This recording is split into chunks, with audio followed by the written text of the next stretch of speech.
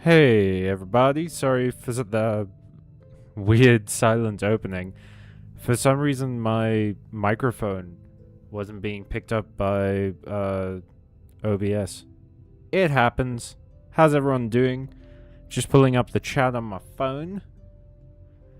I've been doing pretty good. So I may have talked to you guys about this before, but my sister has a job currently sort of near the city where I live, and she usually lives quite far away, but she's working up here at the moment, and her roommate has a cat that they needed to find a space for, who's come to live with us for a little bit. So I've been playing with the new cat. They're going to have to fight me for him when it eventually becomes time to send him home, because unfortunately me and my parents just fucking adore him. Do you guys before you say the J word, oh, do you mean job? Sorry about that, Zaki. I should have put up a content warning. Do you guys want to say see the cat? It's adorable. I'll catch up on stream, on chat real quick before we get started. Greetings, gathered friends. I'm so eepy. I'm sorry that you're sleepy, Zaki. Me too. I'm very tired today. I had my big day trip to the zoo today. Hey, how was it? The small demon that inhabits my house and torments me is finally calm enough to slumber. You see, the fundamental difference between me and Doodles is that Doodles has a demon, and I have an angel. Look at him. Everyone say hello to Kiss, like the band, or the thing the church tells you not to do. This is Kiss. He is the sweetest little gentleman ever. He is curious about everything and loves being pet. I think he's currently playing with my mom, and she just like holds out a cat brush and he like headbutts into it. It's wonderful. I had a good time, got to see everything I wanted to do. Also show cat. Yeah, but this is Kiss. He's currently, he's fucking enamored with staring out my window, because I guess they don't have a very big garden. Or maybe they don't have a garden at all. I think they were living in an apartment. And so I think this might be the first time he's seen a house with a garden. Can I have him? You'll have to fight me for him. I'm gonna have to fight a lot of people for this cat, but it's gonna be worth it. What? New cat? No, this is my sister's friend's cat that I'm like babysitting, I guess. I would kill for him. Me too. Kiss. Y'all are so sweet. Okay, you know what? Actually, I was gonna close this image down. We're gonna put this over here, maybe. Maybe up here? Yeah, why not up there? And Kiss can watch the game with us. Okay. Sadly, Matthew the cat's on loan. Let's get started. Oh, gotta close the work I was doing. That's fun. But yeah. We're only 70% done with the game. That's crazy. Okay. Whew. Y'all. Lace's days are fucking numbered. Whoops. Doodles, add Kiss to the cow model. I love you, Kiss. We must assassinate sister friend. You know what, Matthew? You, me, and my parents are all planning the murder of this poor person. so that we can steal her cat. I'm also doing something cool tomorrow. What are you doing tomorrow, Ole? I'm glad your zoo trip was good, by the way. What animal were you most excited for seeing at the zoo, Ole? I don't think I ever asked you.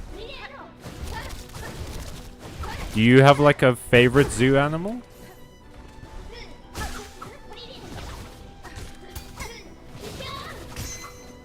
Ooh, first crit of the night, baby!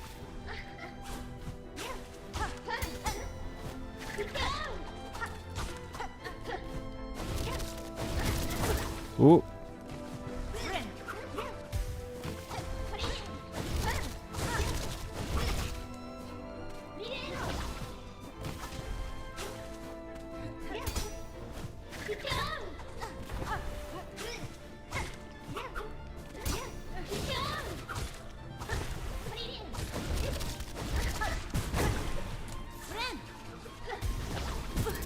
Ooh. Oh no.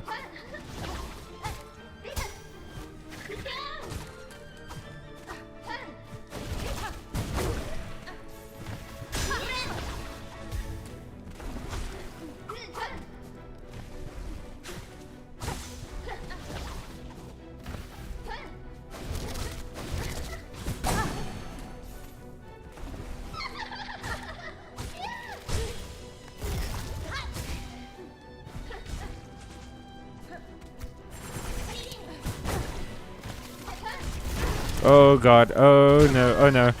Oh, that I was doing so well. No. No. Oh, Kiss gave us so much strength, and then we did nothing with it. Stream 1 out of 103,000 of this. Thank you, Zaki.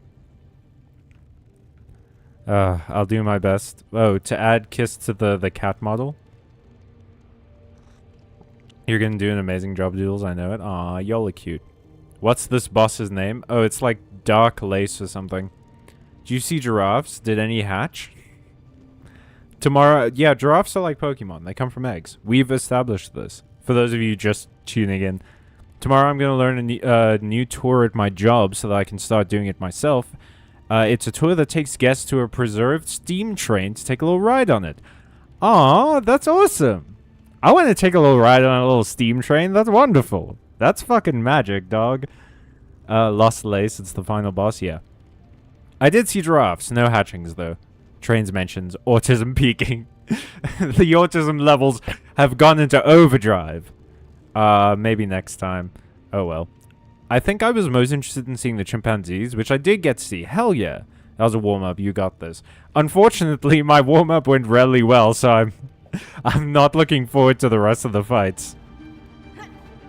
I misspoke slightly last time. The zoo's mascot, Julius, is 45, not 65. Still old for a chimpanzee. That's a respectable chimpanzee age. That's a respectable age altogether. You know, Julius is just aged out of the male gaze. Living their best life. Probably considering retirement. You know? Doing all the things that they've always wanted to do. All the hobbies that they never really had time for in this rat race of an economy that we're all in.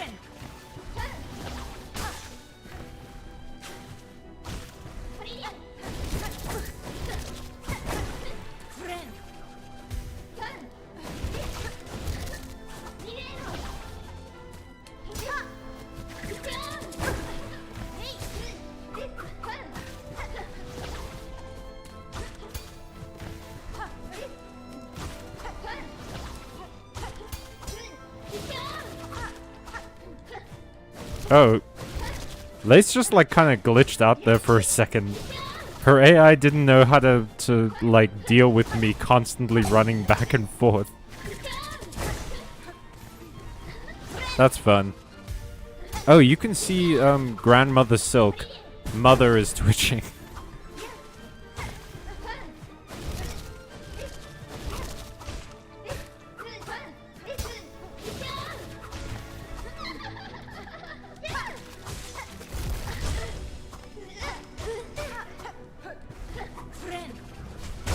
Oh, that's unfortunate. I thought I was gonna make it.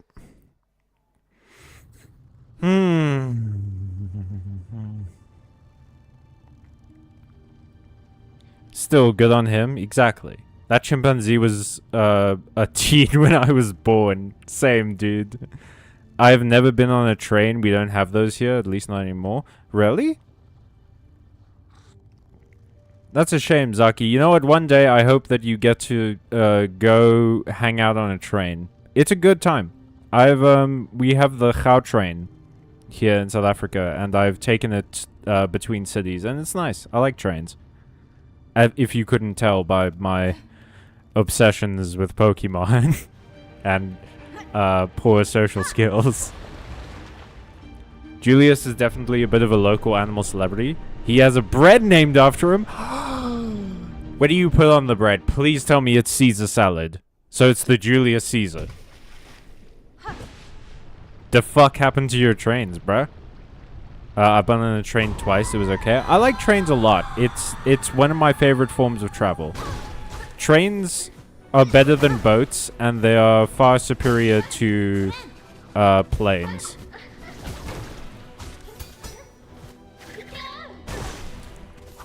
And they're better than cars for sure, 100%.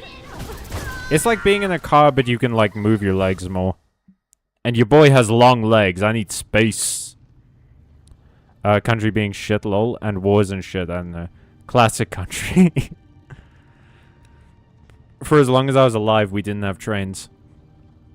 Grandma's head wasn't like that.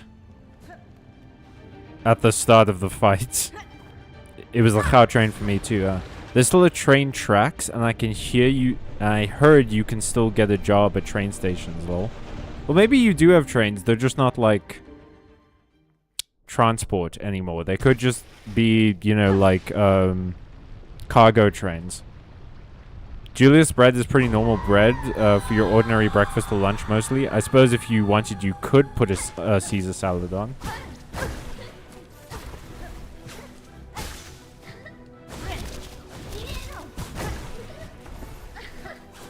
I'm just saying, Ole, if you don't put a Caesar salad on your Julius bread, you got a lot of goal, man.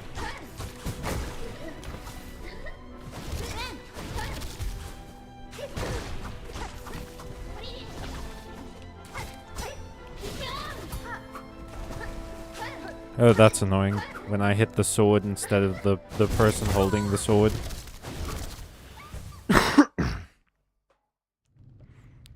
I had to hike to the convention center after those, so I didn't enjoy that part. Convention center? What were you doing? This boss has some very Troop Master Grimm vibes. Right? I kind of love it. Like, it's early days, you know? We're only 15 minutes into the stream. Give me, like, an hour or two, and I'll fucking hate this. But, just like last week. But right now, like, at the very least aesthetically, I really like this fight.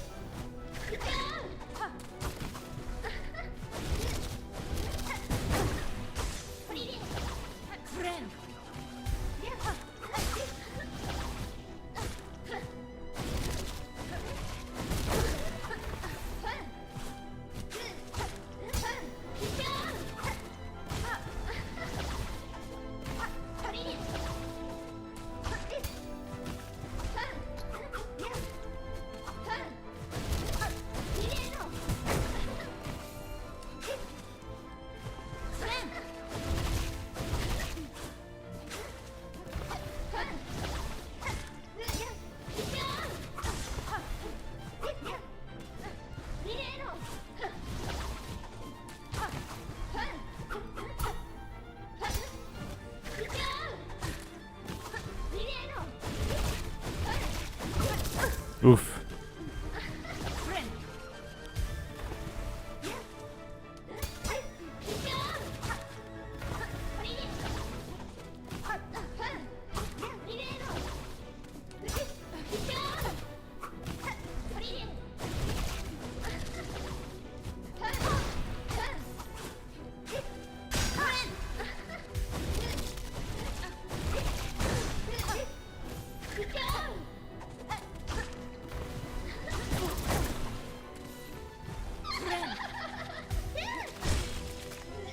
Oh, that's annoying. Oh. Oh. Oh. Oh. Oh.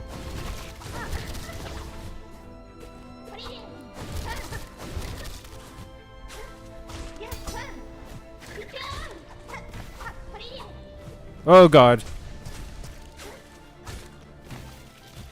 Oh no. Oh boy. Boise, Idaho.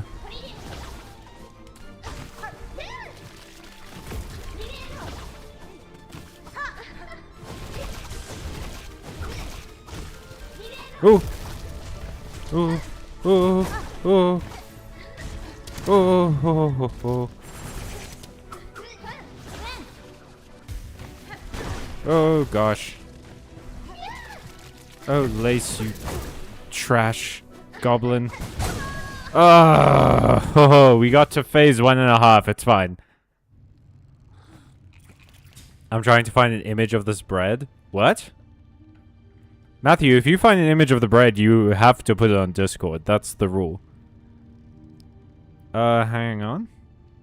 Oh, also I made a punk deck. It's amazing. Oh shit, Zaki. Would you mind also posting the deck list for that on the Discord? That's awesome, man. Did you do anything different, or did you just, like, finally get around to making it? Was there, like, a new release or something that makes punk work better? Because I've been trying to make a punk deck for a long time. I like punk. I mean, I don't mind having a love goal in me. Me when I see the hot new goal on the block. It makes me indomitable. Is it Julius Brothenwork? Some things to do on March 15th is to put Caesar salad on your Julius bread. It's the Ides of March, dude. It's oh wait, no, it's the slides of March. Oh! Yes! We got there. Hell yeah, dude. I'm trying to find an image of this bread. Is what came up with our Google. Oh, yeah, there was an expo. The place I used to work at had an exhibition there. It sucked. No one came and no one gave a shit. I'm sorry, man. Okay, no, that's something completely different. Oh, okay, so that's not the bread. Sure, I don't mind. No, I just wanted to do it, so I did it. Hell yeah, Zaki. My fucking spirit animal over here. You like punk? Name 5 bands. Sure. Rubber.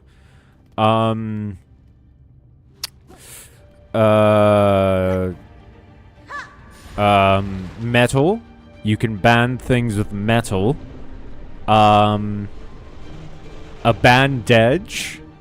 Yeah, that counts. That's 3. That's 3. Ban.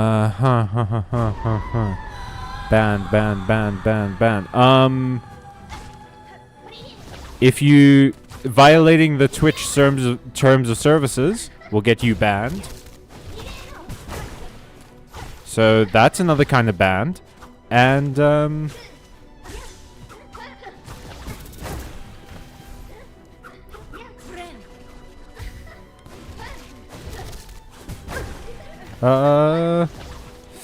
of course there's Paramore.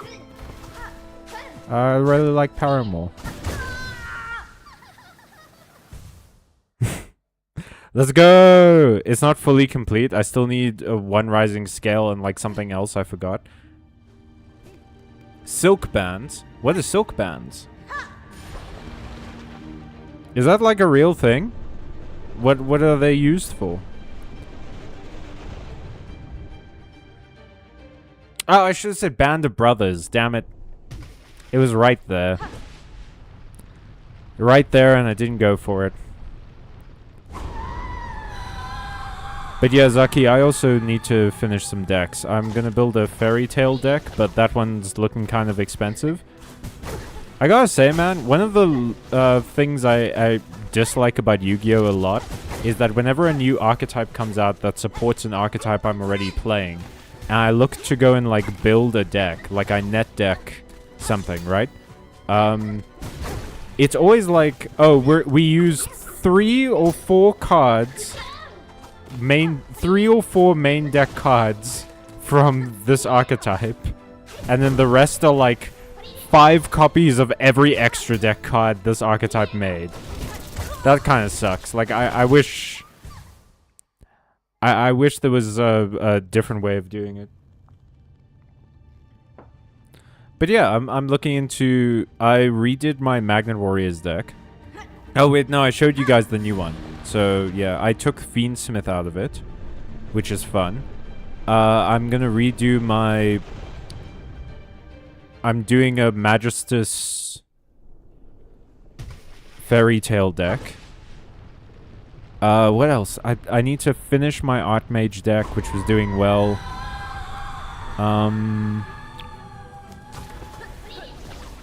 I want to build Punk. Oh, I was building a new sort of Super Quant deck that uses Typhoon. That uses the MST cards. Oh, and new Melfi support's coming out, gang. So Melfis will be coming back. Melfis are getting like a new boss monster and a new reason to play Rabby, which is great because I love Rabby. He's just not great because he's the only normal Melfi monster. But yeah, Melfi support's coming out. I posted in general because I forgot the Card Games channel exists. Should I delete it and post it there? I would prefer if you did, but it's not a big deal. I don't think anyone's gonna mind.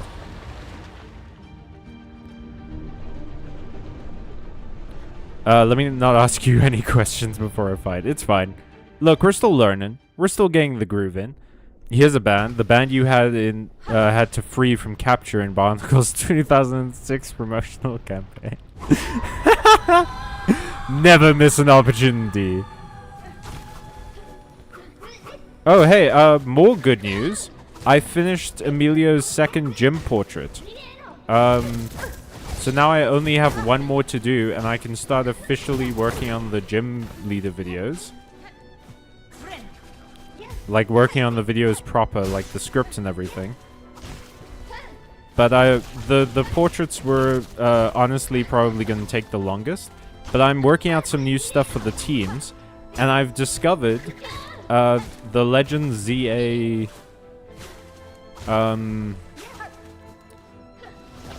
Legend ZA obviously added a bunch of new megas, right? And the new Legend ZA... well, it's not new anymore. But the DLC added even more megas, including 2 of my favorites, which are definitely going to be on my teams. But the whole reason I was like planning not to use Legend ZA Pokemon in this video is because that game doesn't have abilities. So a lot of those megas didn't have like abilities when I initially looked them up. But for some reason they do have abilities now, and a lot of their abilities are really cool. So they're definitely making it into the video. But I'm excited, gang. I hope these videos do well, because I'd love to make more Pokemon content.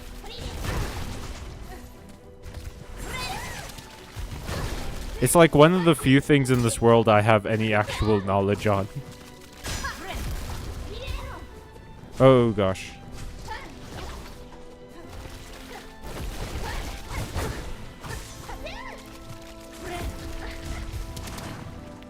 Okay.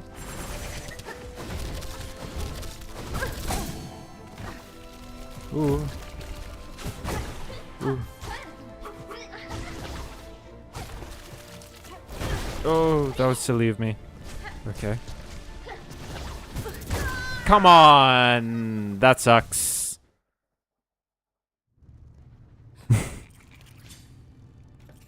I've discovered there's a shot-put hamster in Pokemon. What Doodles means is Togedemaru, because obviously I've been showing, like, as you all know, Doodles and I know each other in real life, and Doodles is a very good artist, so I've been showing some of, like, my gym leader portraits to her to get her opinion and, like, ask for advice and things like that. And I also have been showing some of the, like, Pokemon teams. I showed her Togedemaru today, and she's like, okay, so... we can shot put this thing into the sun, But only if we have Mrs. Turnbull from the fucking Matilda movie.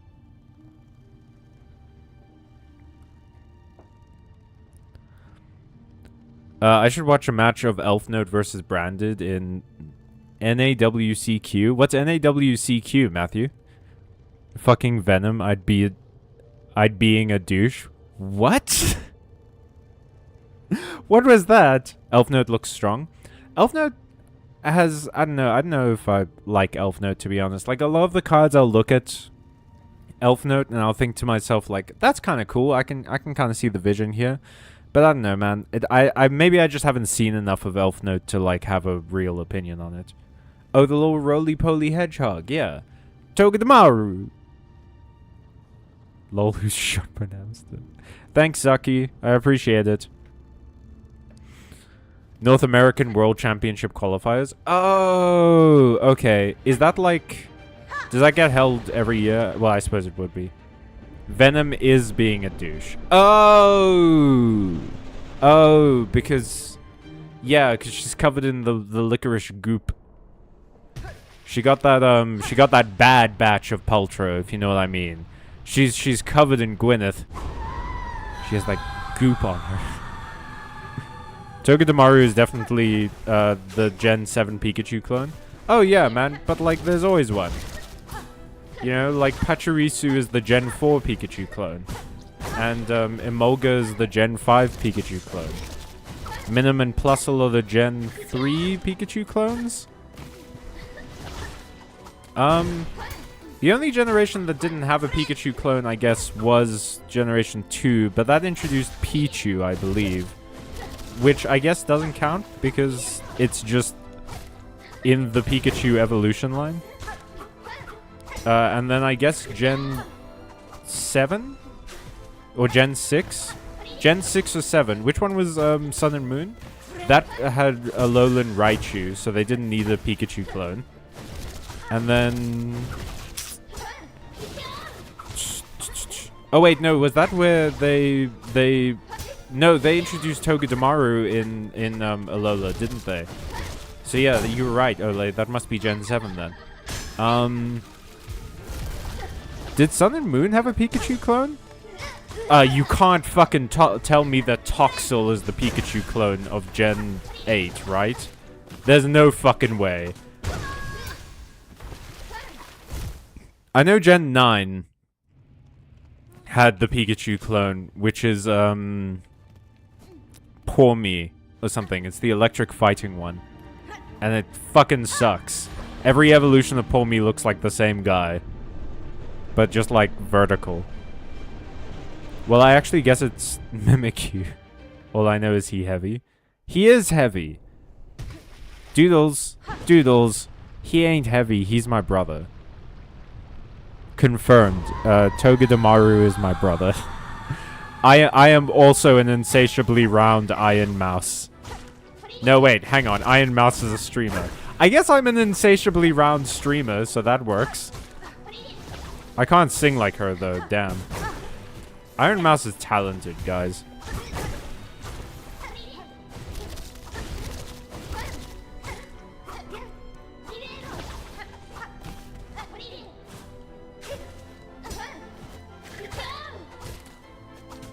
Come on. Oh, you're being so generous, Lace. Thank you. Sorry, we bumped into each other in the hallway. This is how all yaoi starts. Yuri, sorry. Yaoi is the boy one. We went over this last week. Yaoi has omegas.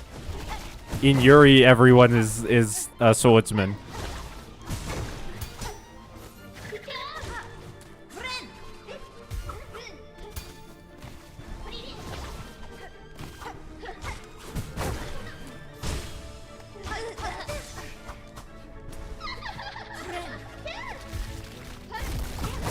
Oh, sorry, I forgot you were standing, like, literally right there. Oh god, everything is happening all at once. Oh god! Oh, tentacles! Tentacles! There are so many tentacles all the time! No, I was healing. Lace? Lace? Bish, you ain't no Iron Mouse. Okay, dude. I like how Doodles is like 1 minute I believe in you, and then the next minute is if you believe in yourself too hard. I'm gonna smack you down to earth for sure. Gotta keep me humble. You're not even a tungsten rat. Jesus. Have you ever played Poke Rogue? That was the... I think so. That's the one where you go into the various, like, routes and things like that, and it's a Pokemon roguelike. Yeah, I think my friends and I played it for a while, but I've never streamed it. I do want to play Sea Glass Emerald, if you know that one. It's a ROM hack that is fucking gorgeous. It uses like old Game Boy graphics, but like it is the visuals of it is just so delightful. It is delicious to look at, dog. And they remixed some of the teams, but it's not meant to be like a difficulty mod or anything. But I wouldn't mind playing that. That sounds fun. The interesting thing is I never really grew up with Emerald. Like, I played Fire Red and Leaf Green, and I was a kid when Emerald was around. But I never could get my hands on Ruby or Sapphire, and Emerald was always sold out at the shops. So I just never got an opportunity to play Emerald or any of the Hoenn games, which I feel like is that's the version of the games that like everyone seems to love the most. I know that a lot of people have like are very fond of Generation 4, as I am as well. But I feel like I always see people talk about like Hoenn as like the end all and be all of Pokemon.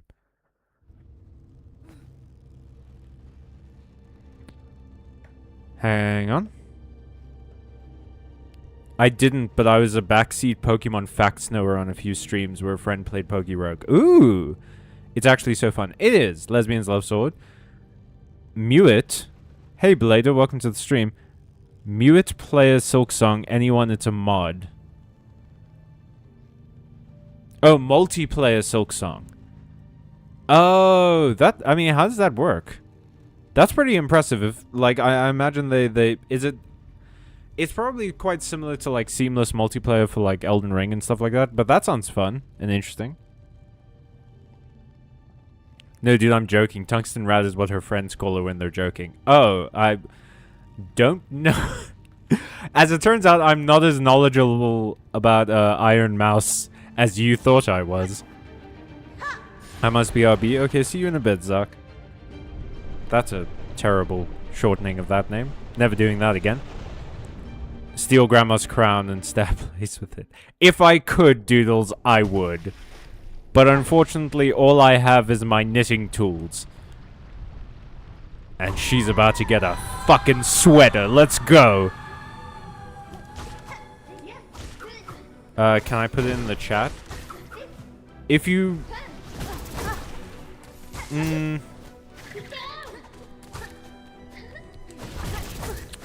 I would prefer if you didn't. But if you want to, you can probably put it in the Discord. We have the link to our Discord in our description. There's a recommendations page there where you can recommend the mod. And you'll probably find more people to play with there anyway. Hello, human. Hello! Kit the Melik. Welcome. Wait, no. Keitha Melik. Welcome to the stream. Sus.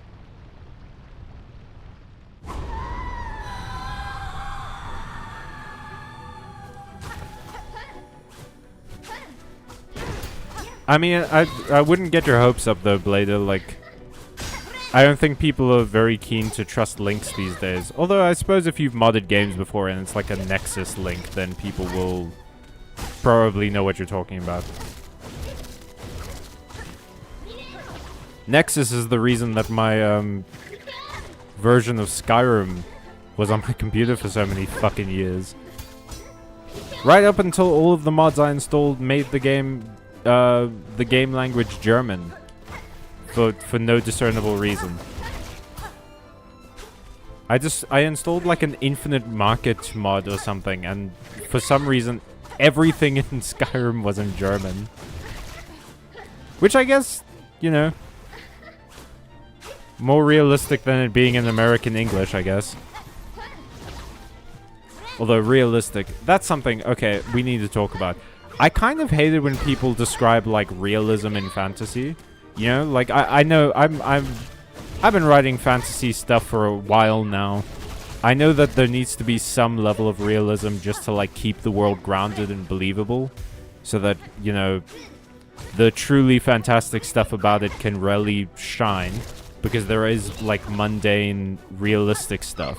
But at the same time, people always talk about like realism in like fantasy and sci-fi when it comes to, I don't know, oh, this can't happen, this can't occur or whatever because it's not realistic for the time period. And it's like, my brother, this book is not realistic for the time period. There's fucking dragons in it.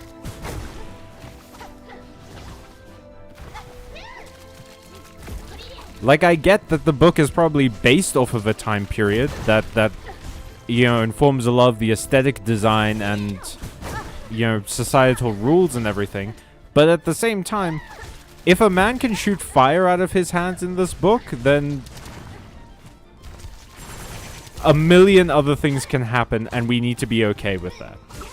Like, people were so adamant about that in, like, Star Wars and stuff, especially when they started introducing more black characters for the, like, sequel. It's like, oh, but that's not, like, that wouldn't happen or whatever. And it's like, my guy, they make things float with their mind.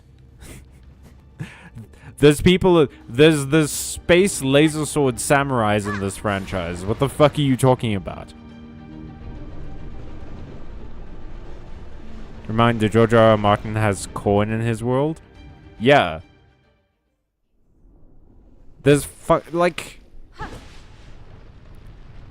there's so many things in so many different fantasy worlds that are anachronistic. There are so many things, and people... It really, like, reveals people's biases and their beliefs and ideologies and stuff when they pitch a fit about things not being historically accurate. It's like what happened with, like, Assassin's Creed Shadows, right? And I never played Assassin's Creed Shadows, and I don't really want to play Assassin's Creed Shadows, because it looks like every other Assassin's Creed game that I eventually ended up regretting my purchase of and getting bored of. But, like, people were throwing fucking hissy fits about, like, oh, there can't be a black samurai, it's historically inaccurate. It's like, my guy, this is a series of games about people who can jump off of roofs of some of the tallest buildings in the world, and so long as they land in a haystack, they don't break any bones. This is a game where you can use your eagle to find, like, treasures for you and mark them on your map. This is a game where you have detective vision, and you're using sci-fi technology to access the genetic memories of your ancestors, and later in the series, other people's ancestors. Like in Assassin's Creed 4, which is by and large everyone's favorite Assassin's Creed game, Desmond isn't related to you. You're using the Animus to, like, hack into his cells and get to Edward's memories, but you're not related to Edward in any way. You're just like a guy. You know, like, anachronism is perfectly acceptable right up until it's what people disagree with fundamentally. And racism, man, this community is so fucking full of racism. It's crazy, dude. Ugh. There's a lot to complain about nowadays. I'm never going to be out of work. Merlin's tomato sandwiches? Exactly!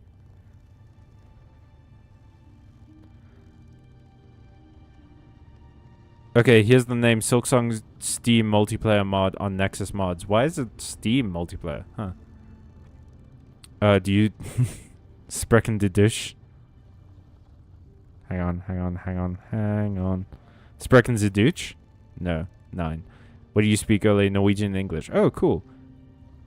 All he got is English and Afrikaans. All I've got is English and Afrikaans, I guess. Floop the pig. Floop the pig indeed, Matthew. Gorb! We do love Gorb. We love Gorb here. He knows much. As we all know, there's only 2 black people in Star Wars. Lando Calrissian and Samuel L. Jackson. Which is dumb. And has always been a dumb thing about that franchise. Merlin, tomato sandwiches. TLDR, this is a game. It's just like... people... It pisses me off so much when people talk about anachronisms, and they're perfectly fine ignoring other anachronisms. Like, again, I understand there needs to be some level of realism in fantasy. But, like, it's also fantasy. You're allowed to do whatever you want, man. It really genuinely goes back to the whole, like, not everyone needs to be writing Tolkien, you know? Not everyone needs to be writing fairy, elves and dwarves and, orcs and stuff like that. Like, you're allowed to write other things in fantasy. It's like, yeah, not everyone has to fucking count out every individual troop in the army. And you're allowed to give big numbers. You're allowed to be like, oh, there was 50,000 of them. And then nerds will be like, in a medieval society, you couldn't actually maintain an army of 50,000 with a base population of this particular city. We can see from these fields that they don't have the food to... And it's like, shut the fuck up, dude. Like, yeah, it would be great if every single aspect of this story was so thoroughly researched that they were exactly accurate on how many troops their army could support feasibly. But at the same time, like, most of the people talking about this shit on the internet don't even read the fucking regular text, let alone the subtext. Like, I don't think that inaccuracy is the main problem with literacy these days. You know what I mean? Like, people want to talk about fucking how anachronistic something is, and then they'll go ahead and say shit that, like, One Piece isn't political or whatever. Or, like, Naruto isn't political. Or video games aren't political. Man, that was the whole conceit of this channel back in the day. When Emilio started this channel with me, the, like, whole reason we wanted to talk about video games in the first place is because we love video games, obviously. But also because it was around about that whole, really the start of that whole, like, video games aren't political thing in 2020. That was basically what started Byte Marx, is us going like, no, of course they're political. Have you played video games?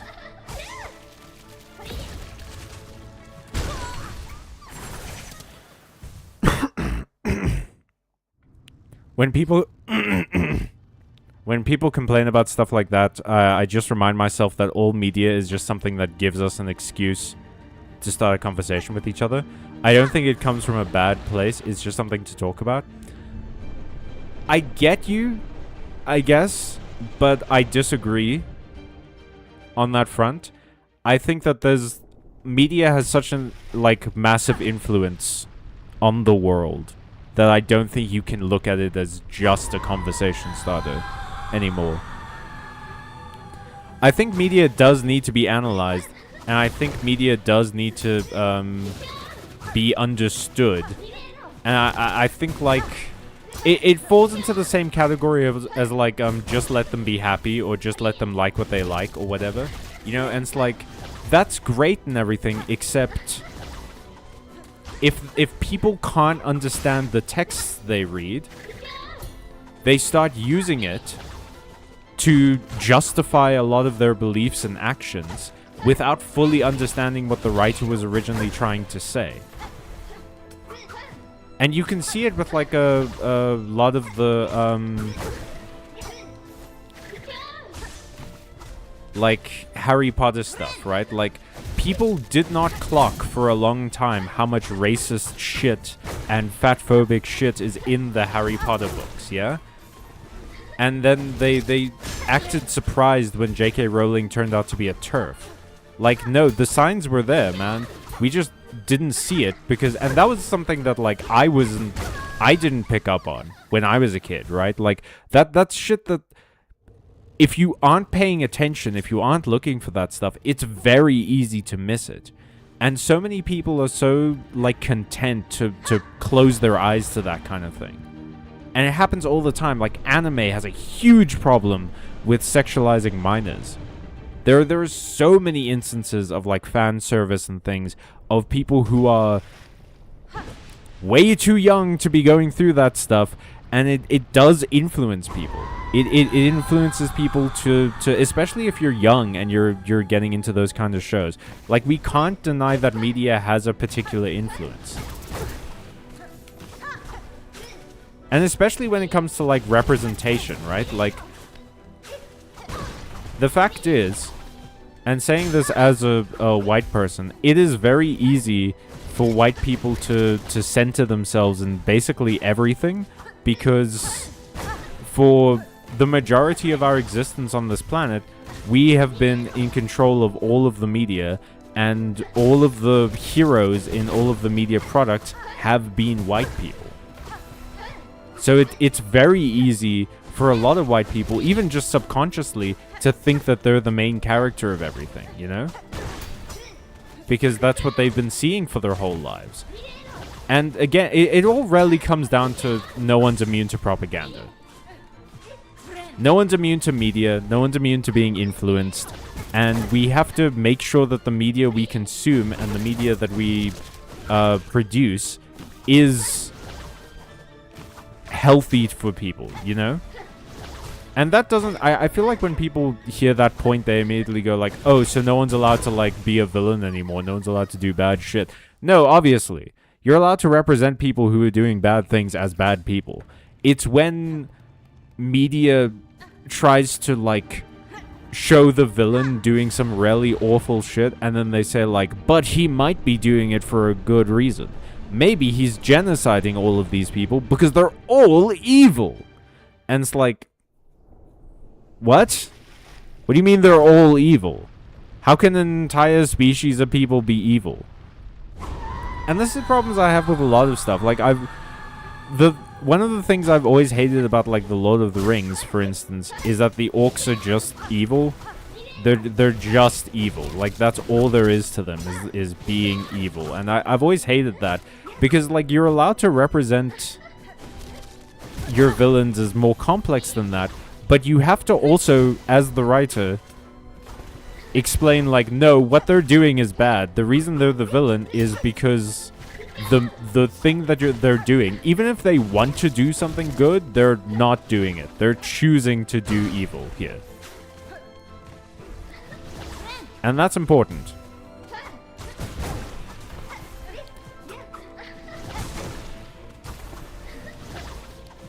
But, like, a lot of people... And, like, look. There's a lot of stories, right? Where, characters do evil things, and the show tries to tell you, or the book tries to tell you that they're being evil. But, like, people just don't understand. Have you... Like, how many people have you seen talk about how cool, like, Walter White is or something? When Walter White is... fucking evil.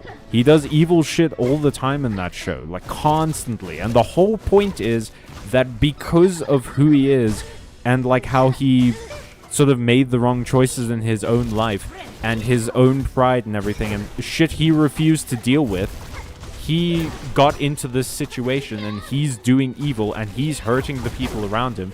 And then people in that audience blamed his fucking wife.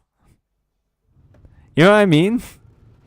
Like, media illiteracy has been a huge problem on the internet for such a long time. And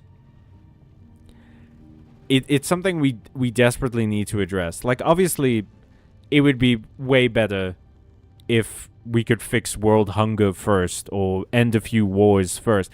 But still, media literacy is such an important skill for people to have, and I feel like people just don't have it anymore, and a lot of the time don't. chicken nugget. Dudley had finally managed what he had always threatened to, becoming wider than he was tall. Yeah, she named one of the 2 black characters Shacklebolt. Exactly. There are, but not that many. Tolkien himself grew more uncomfortable in later life with the idea that the orcs were in fact totally irredeemable. What about the Zerg from StarCraft? The difference there, I think, is that the Zerg from StarCraft are like the big bug people, right? Are they meant to be sentient? Or are they meant to be just like an alien hive mind? Because is it like they're giant bugs that just want to procreate and spread and eat and everything? Are they animals or are they people? That's the thing. That's the question. If the Zergs are like people and they can talk and they can communicate or something and they just like have been opting to do war instead, then yeah, that's pretty fucked. They're evil. But if they're just animals, I don't think you can like call the Zerg evil. If they're just operating on instinct, that's not evil, but it is dangerous. Like, we would have to fight the Zerg just simply for survival.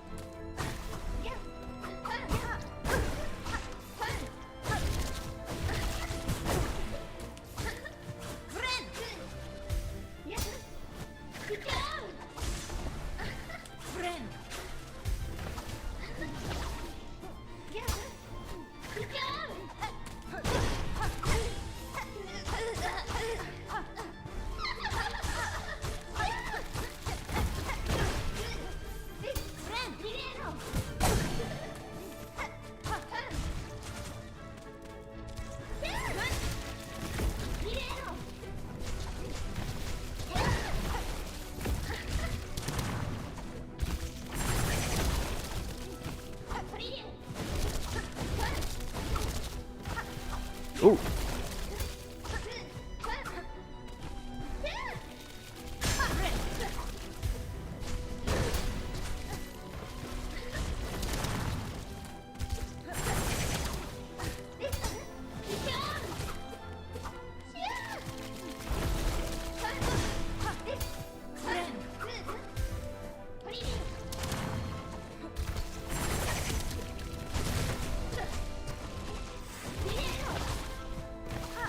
Ooh.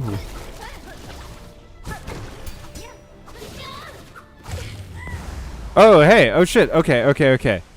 I think we're on second phase now?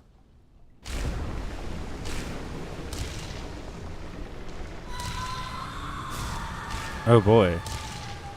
Oh, no. Oh, she's free. Oh, God.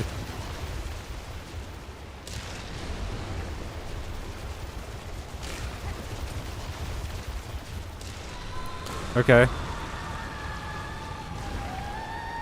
Oh, Lace is back. Well. That was phase 1 of 2. Okay, oof.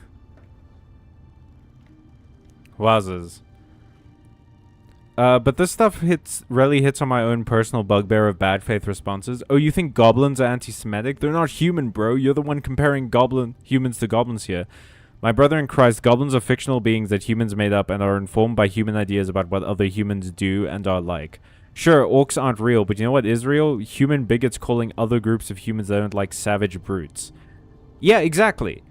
The fact of the matter is, as creative as we are as a species, generally, we don't actually make something from nothing. A lot of what we make is based off of real life. Real experiences, real interactions we've had with real people and real groups of people. A lot of the time, like, I remember when people were saying, like, the whole, the goblins in Harry Potter and stuff were, like, obviously an allegory for, like, Jewish people, and then people were like, no, that you're being crazy about that. It's like, They're fictional creatures, just like you said, Ole. But it's like, yeah, okay, but what did she base those creatures on? You know, who did she base those creatures on? The goblins are a fictional creature that have existed in fantasy for a very long time. She changed goblins fundamentally from how they are represented in other fantasy to represent a different group of people. Like, that's the crazy part here, is that goblins were already a fictional creature that was being used by a lot of fantasy, like D&D and stuff, to represent a certain group of people, which is why, you know, tribalism, the goblins are a very tribalistic society. Damn, I wonder what that is in reference to in human history. But yeah, that was to represent a very specific group of people. And then J.K. Rowling changed them to represent a different group of people. And you have to look at what the in-world stereotypes are, how people treat them in the text, because that will inform you to who they're meant to represent and why the author thinks that, like, it's okay to talk about those people that way. How the characters react to those kinds of things. The goblins betrayed Wizard Jesus, Harry, in Book 7. I wonder where that came from. I very much prefer the green short stack variety. Yeah, I think goblins have had a resurgence in being better creatures over the years. I think a lot of fantasy has done a lot to make goblins, like, more interesting, just better overall fantasy creatures. But a lot of the time, how they were used in a lot of fantasy books, you can tell that they were being used to represent, like, quote-unquote brutish people. Also, she invented a slave race. Exactly. This isn't going to be just ragging on J.K. Rowling the whole time. But, like, yeah, there's a lot of stuff in fantasy and sci-fi and fiction in general that has subtext to it. And sometimes just text. Like, you invent a race of slaves, that's just text. But, like, there is a level of subtext that a lot of people don't seem to understand. And representation is so important because it forces those people who don't understand that level of subtext to come into contact with the idea that people that look like them are not always the main character. That people who look like them are not always the most important person in the room and automatically right by the designation of the universe. And as soon as they come into contact with the idea, they do one of two things. They either start thinking about things differently in the context of all of the other stories that they've, you know, experienced, or they reveal that they don't like that and they don't actually care about other people being the main character because it means that they aren't the main character. And that reveals enough about their personality to know that we probably shouldn't interact with that person. Representation is important not only for weeding out our enemies, but to show the other people in our communities that they can be the main characters as well. Y'all know Dragon Fable? Dragon Fable, if I remember correctly, had goblins run a steam-powered city where you could upgrade into the Technomaster subclass, which is one of my favorites. I have never played... Is Dragon... Well, it's probably a game, because you can upgrade into a subclass. But yeah, I've never played Dragon Fable. What kind of game is it? But it's like, Elder Scrolls as well, right? Like, they have the Red Guards, and pretty much every country that's ever been represented in an Elder Scrolls game, people don't trust the Red Guards. I was watching a reel on Instagram about that today, and it hit me like a ton of bricks. I've never played an Elder Scrolls game where people talk about Red Guards favorably. Like, there's a whole race of in-world black people that everyone agrees can't be trusted. That is fucked, Bethesda.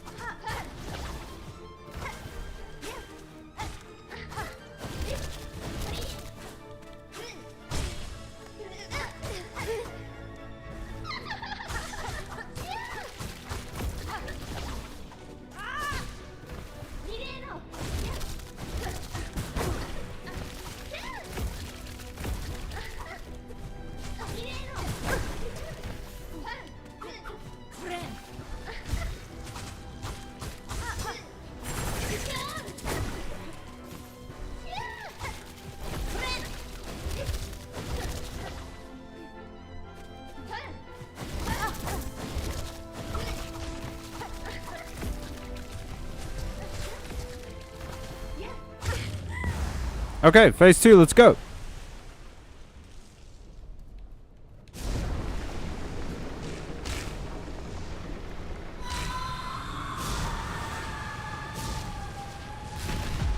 Okay, we gotta dodge the oncoming wall of axe blades.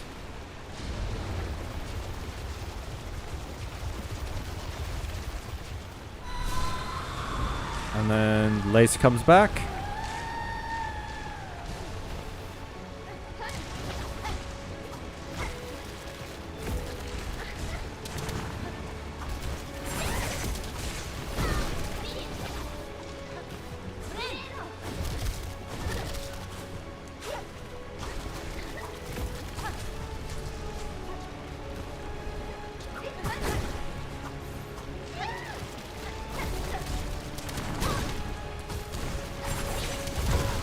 Oof. There's so fucking much going on, man. Ugh.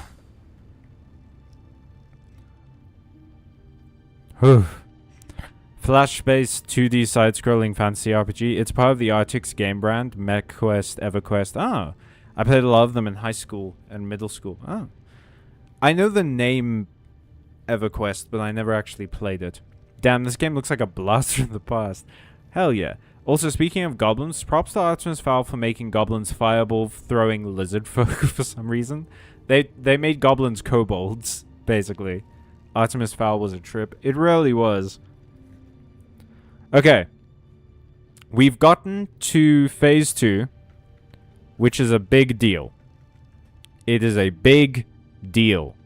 So, here's what I'm proposing. We take a break. Everyone can say hi to Kiss for a while. We're going to take a break. And I'm going to come back and knock this out of the park. In about 10 minutes. So I'll see you guys in 10. Bye-bye.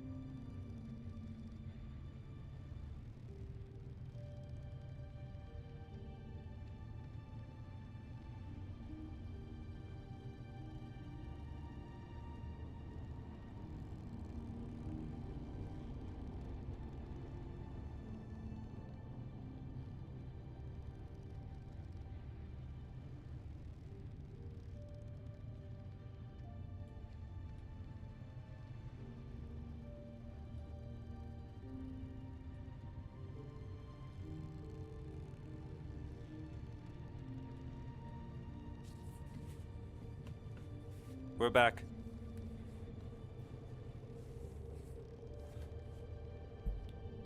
How's everyone doing? I got myself a new cup of tea. My voice is a bit sore, so the stream might not be super long tonight. I guess it's from all the yelling. But, yeah. I'm feeling good.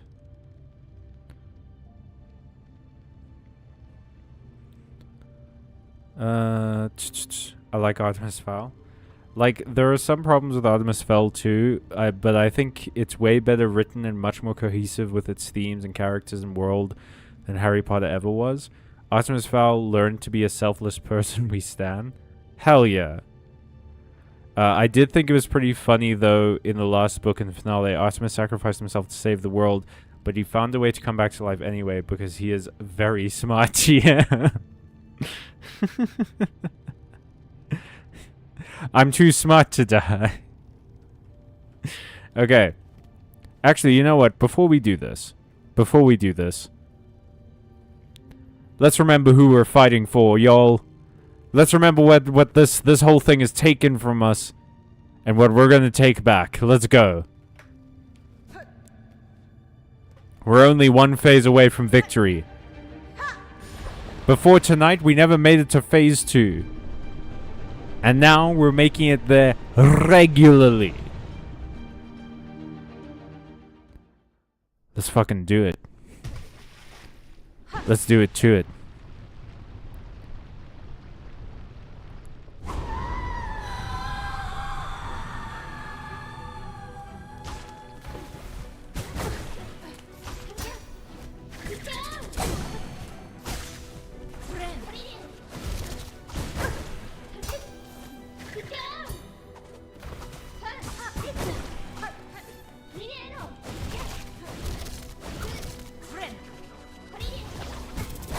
Come on.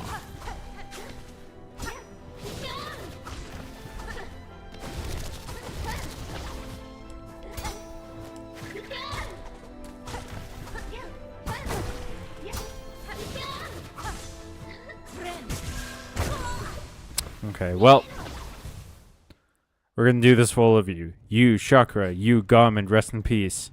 And you, Sherma, most of all. That's right, everybody. My son, my friend Sherma, he's out there somewhere doing his fucking best with what little he can do. We gotta do ours. It's only fair. It's only right. Chakra is fighting to defend a village at the end of the world, and Garmin died because of all of this.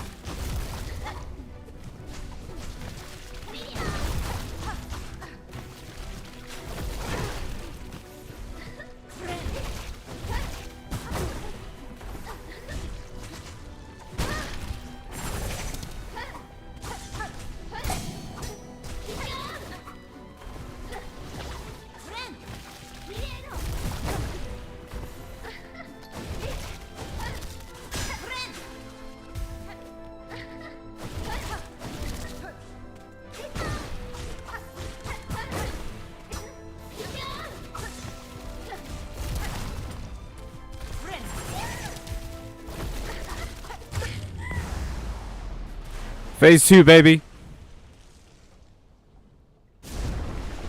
Hey, Jono.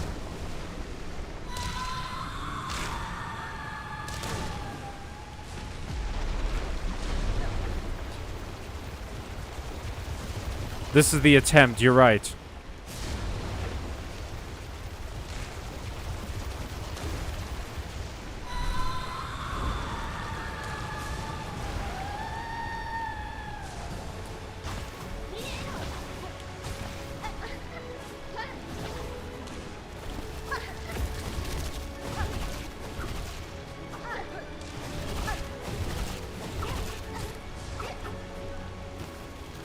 Oh.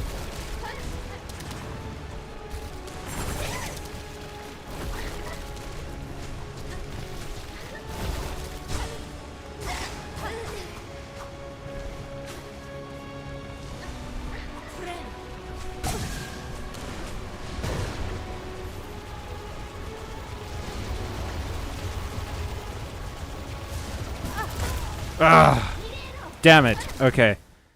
But now we know what to expect. Now we know more. Now we know more. Who's the best character in Artemis Fowl? I really like Butler. I like Butler too. I thought Butler was cool.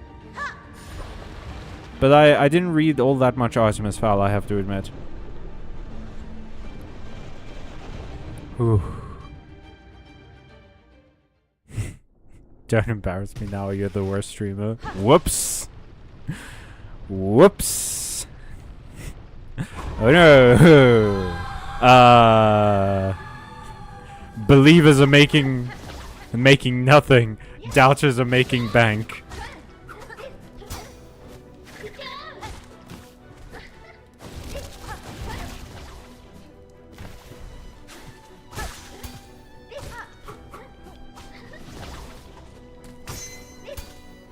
Oh, always get crits. Never punished. Always crit.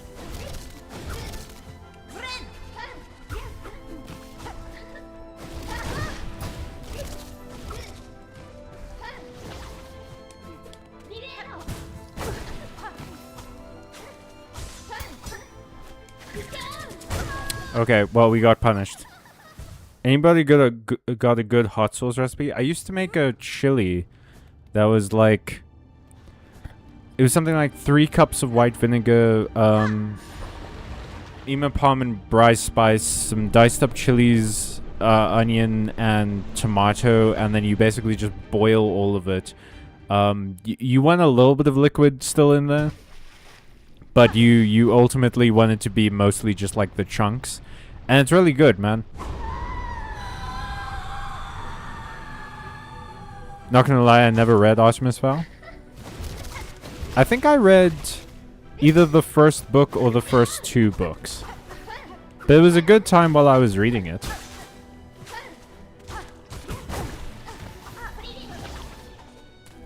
It was, the one thing I don't like about Artemis Fowl is that it does what a lot of fantasy stories do, which is by making,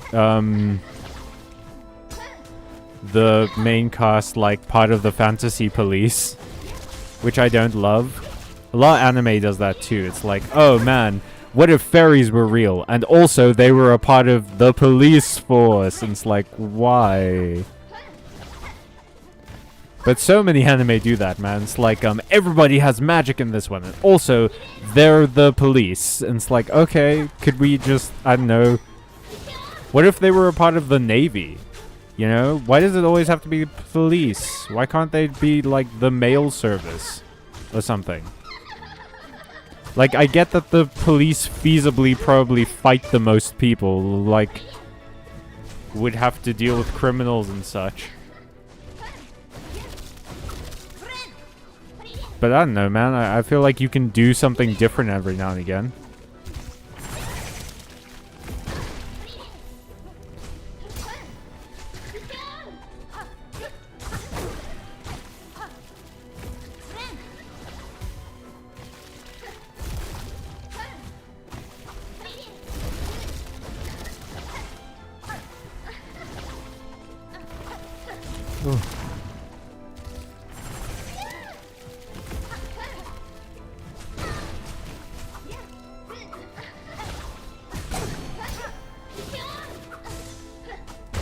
Oh, god damn it. I was so close.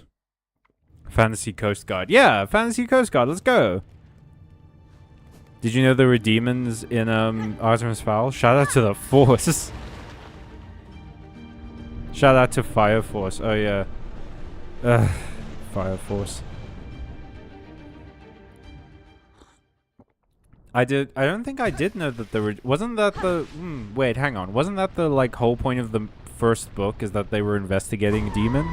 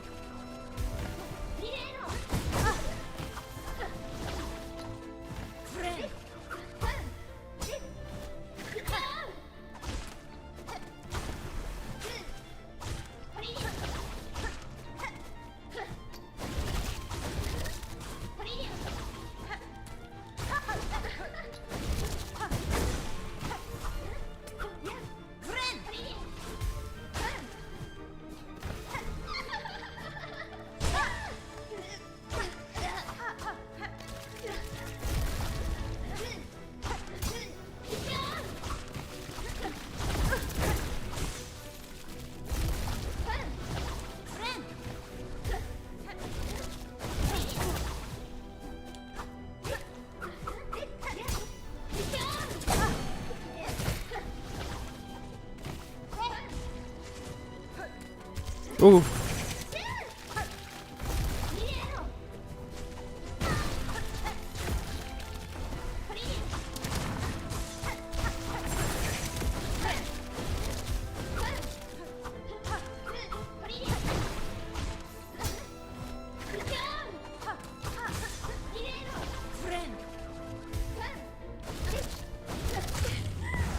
Got him.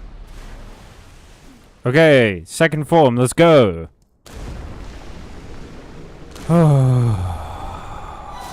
I might have to be kind of quiet for this next one as well.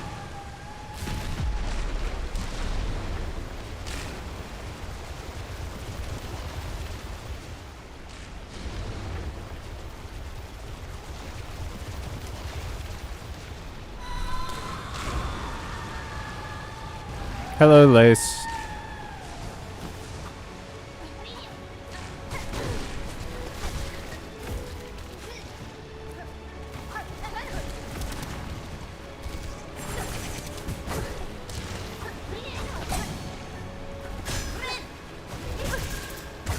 Oh, come on.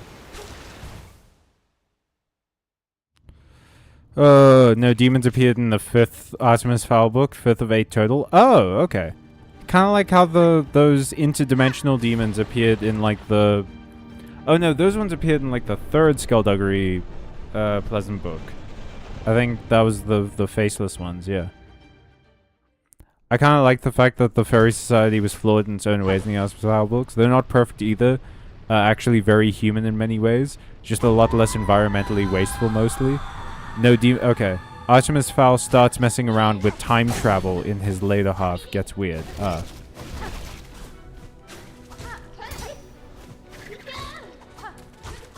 Yeah, that was something I always thought was like something in favor of urban fantasy, is that you kind of need to make like the fantasy society have its own problems. Otherwise, there's like, why would it be hidden? You know? If they're so amazing and they have access to all this technology and magic and stuff, like, why do they need to hide?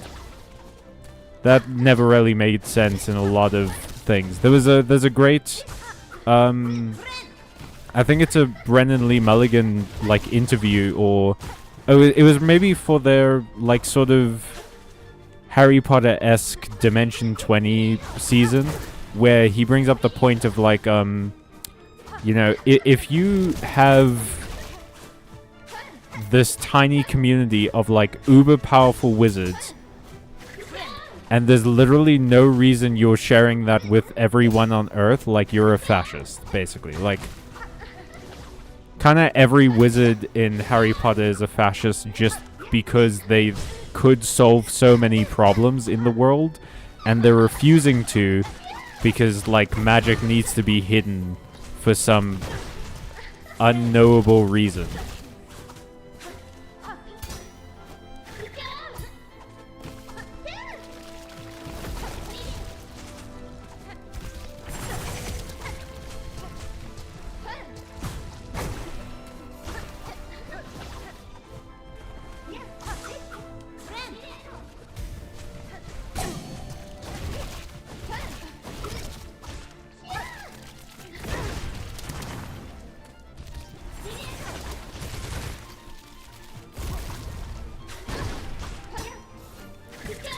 Come on.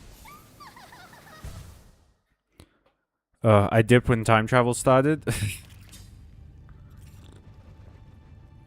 It's so funny to hear that, because it's like, yeah, if you're talking about Artemis Fowl, that's like 5 books in.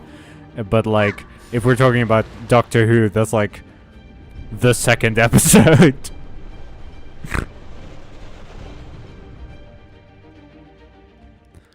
Okay. As per usual, we're going quiet at the function. Kiss is gonna lend us some energy.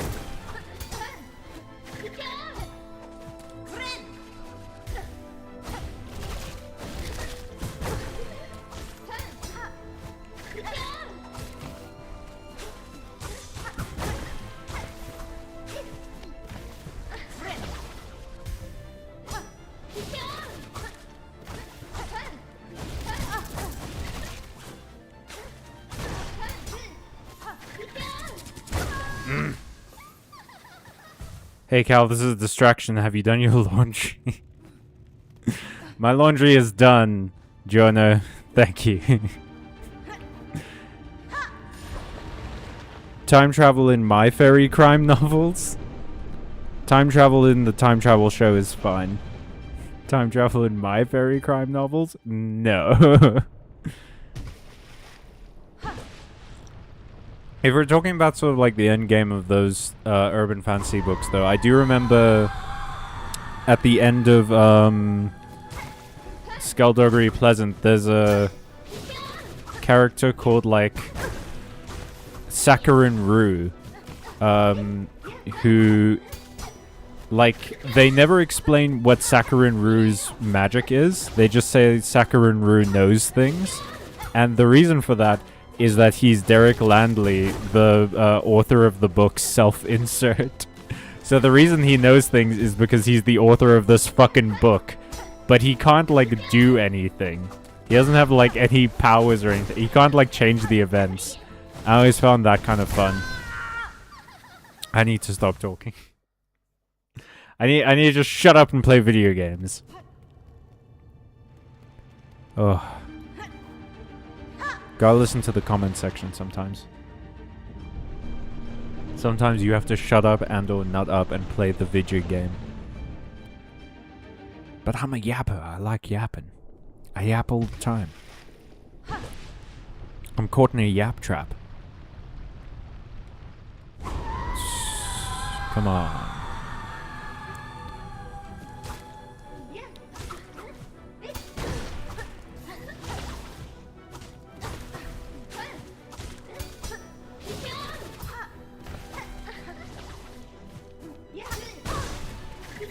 Okay, that one was bullshit.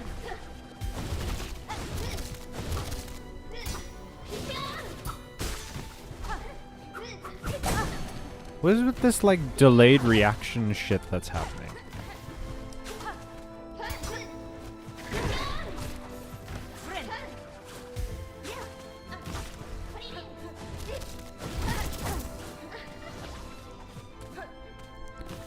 Lace, I need you to stop recommending... Like, did you see that? Like, for some reason, my hits aren't, like, knocking her animation out anymore. Like, moves that I could safely punish before, suddenly I'm getting caught in the back end of the animation and still getting hit. I don't know if I'm just, like, hitting her in a different place or something.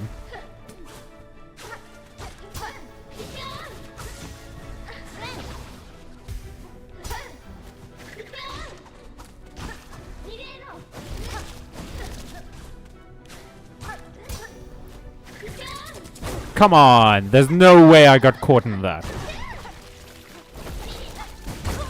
Oh, fucking... Anyway, you should really give the rest of the Artemis Fowl series a shot, I think. Cool themes, fun characters, cool shit happens. There's themes... Oh, there's themes, fun characters, cool shit happens. Yeah. No, I wouldn't mind reading some more Artemis Fowl. I've heard Redwall on my list sort of for a while, but I want to start from the beginning of Redwall. I don't know if Redwall's gonna hold up. I also... There's a book on my bookshelf that when we were sort of like cleaning books out to donate to the library at the hospital that my mom was at for quite a while, one of the books that we found was a Roman love novel called Quo Vadis, and I'm kind of keen to see what that's about. That might be a lot of fun.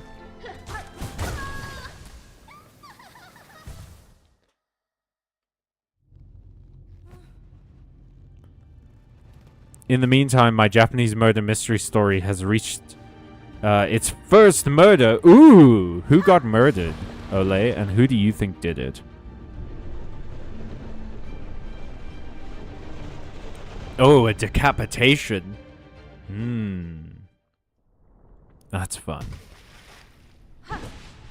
I've always said there's not a whole lot of functions that can't be made a little bit more interesting with a nasty decapitation. Just a quick beheading, and you'll be heading towards a more fun evening.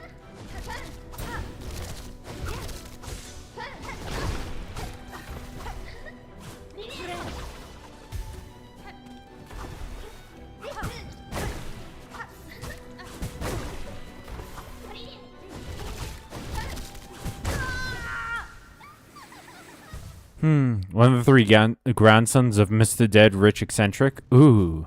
Oh no. Which was it? Is it the grandson that stood to inherit the most? Or was it the, like, dropout failure grandson?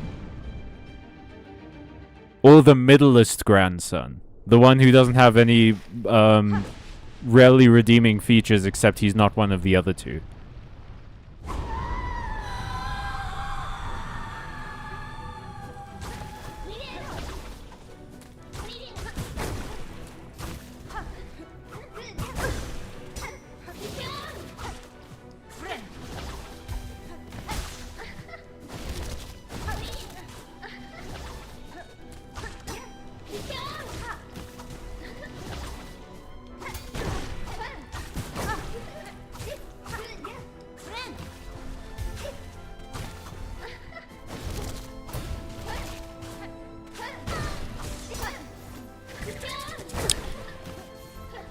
Bit rude that, but that's fine. Okay. Bit rude that, but that's fine. Oh, ho, ho, ho, ho, ho, ho, ho. Oh, ho, ho, ho, ho, ho, ho, ho, ho, ho, ho. Ha, revolutionary go urethra. That's not relevant to this situation, but I just thought of it and I need you guys to know that that was in my brain. Something I'm not much of a fan of is that the book does have a super dated caricature of a mentally handicapped person. Yeah. That always sucks, man, is that when you're reading something and you're like, oh, this is so good, and I feel like I can recommend it to anyone. Like, it aged shockingly well, and then you see one thing that didn't, and it's like, oh, no. Oh, no.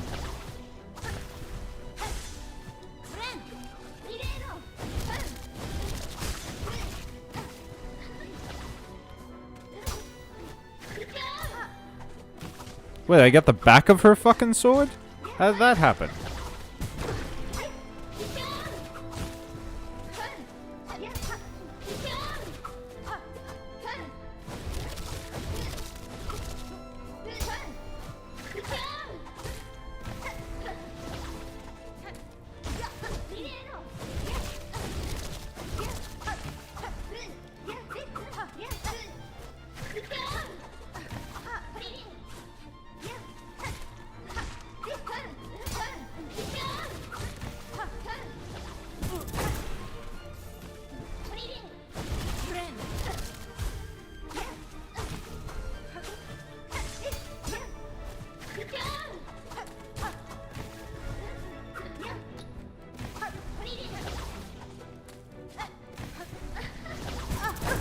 Oops.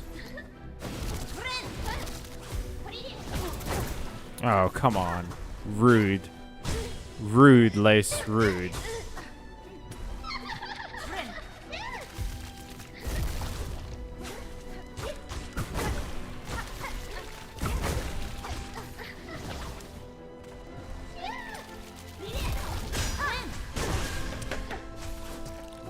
That is horse shit.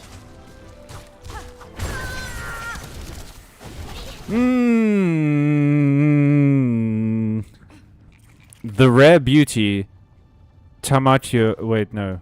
Sorry, hang on. It's hard to see my phone from this angle. The rare beauty Tamayo. Tamayo? Tamayo? Why is my chat not up to date? The rare beauty Tamayo, who has to marry one of the grandsons and therefore decide who inherits everything, has this guy called Monkey, who follows her around and does whatever she says. What the fuck? And is described as this grotesque huge guy with the mind of a child. God damn it. I've seen that chestnut before, and I don't love it, Ole. I don't love that kind of thing. Jono, how are you doing? How are you holding up? Doodles, how's your cat? Let's go.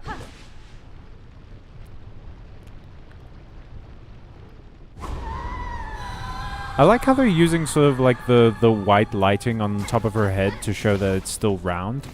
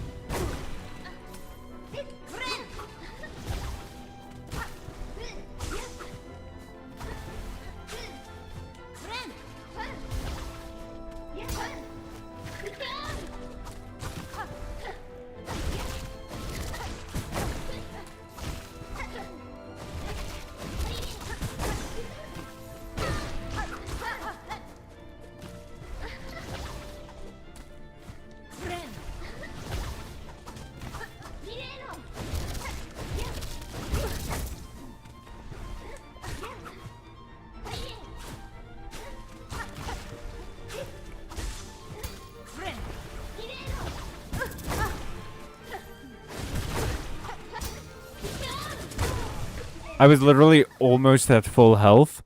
I got hit by like one attack and I was down to one again. Ho ho ho ho ho ho ho ho. Merry fucking... Cat asleep, Doodles draw birthday card. Yay! How's that going? Monkey has made a series of dolls. The whole household they call chrysanthemum dolls because they wear little floral pattern cloaks. Aww. Well, a normal day for me, really. I watch two flies flirt and mate though at the restaurant. Very educational. I don't get why my mom didn't watch. You know what, Zach? You know what, Jono? I'm glad that you're enjoying yourself.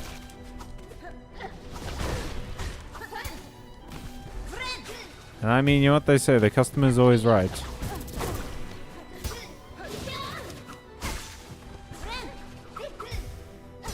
Look, they paid for the seat. The flies get to use it however they want.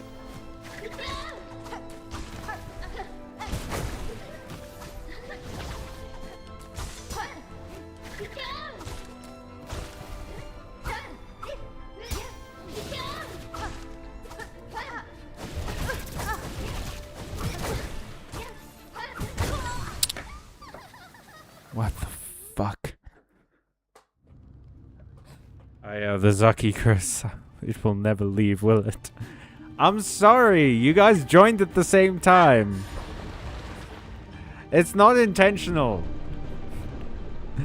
It's just that you both joined the streams at the same time. And so in my mind, you're like paired. I don't know why. I don't know why that is. I'm doing my best to correct it, I promise. It is not intentional at all.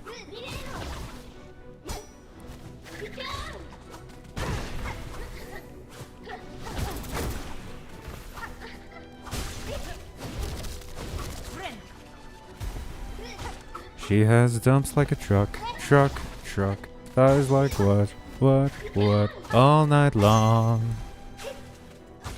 Let me silk that song.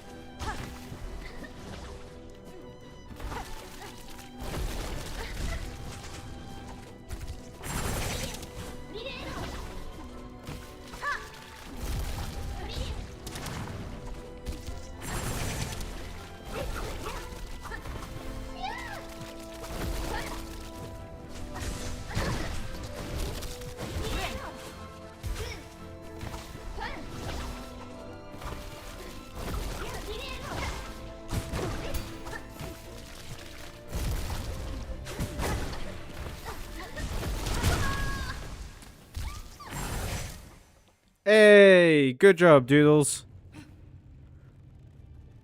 The dolls apparently look like the members of the household done up like characters from a play, and the dead grandson's doll was the evil character in the story in the play who died first. Oh. That's creepy. Ugh. Oof. Doofa. I can't figure out where to hide her age. What do you mean hide her age? Why do you need to hide her age?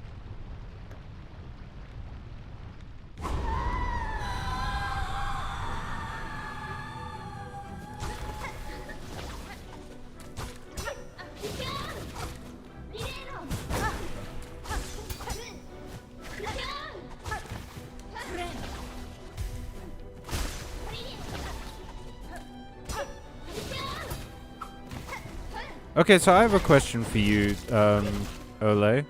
Since you know sort of the lore of this series better than me. That little sort of shadow goop remnant of Hornet inside of the cocoon when I break it open. Is that meant to imply that she's also got this, like, void abyss stuff inside of her?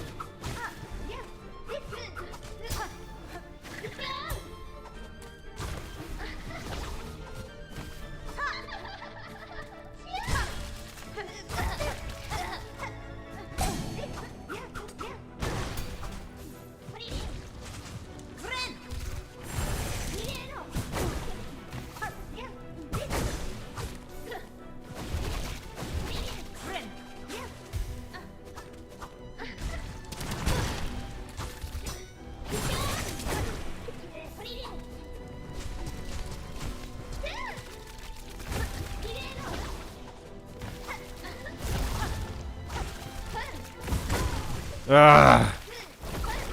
Damn it. I have no idea. Absolutely no clue. Oh. Cool. What in the Agatha Christie? It's a tradition. Every year I hide the age she's turning in the drawing. Oh, that's pretty cool. It seems like the game's a little inconsistent on how exactly Hornet came to be. Huh. I don't know, maybe the offspring from the Pale King have void stuff like that, and that's why the vessels wield void. I like that. Yeah, I can truck with that explanation, Giorno. I think you might be right. Do you notice how I called you Giorno there? Growth. It raised my special attack.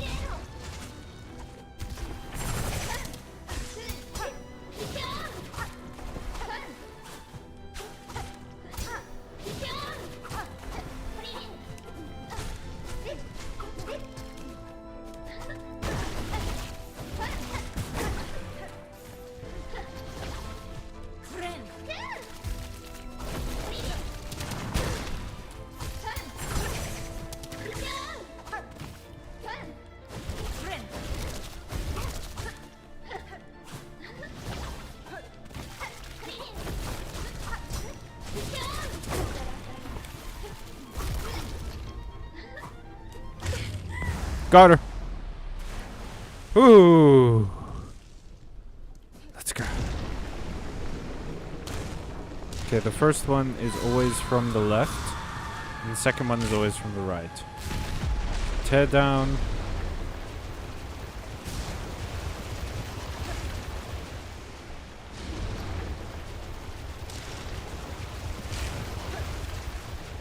And then Lace comes back.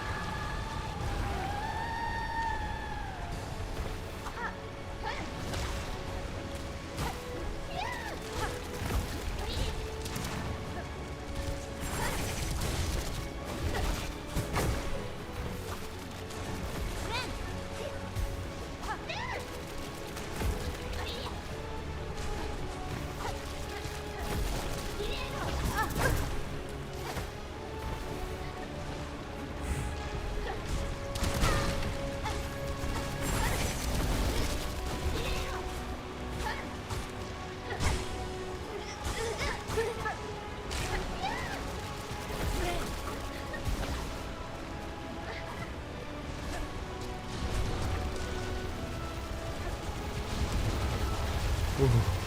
Oh no.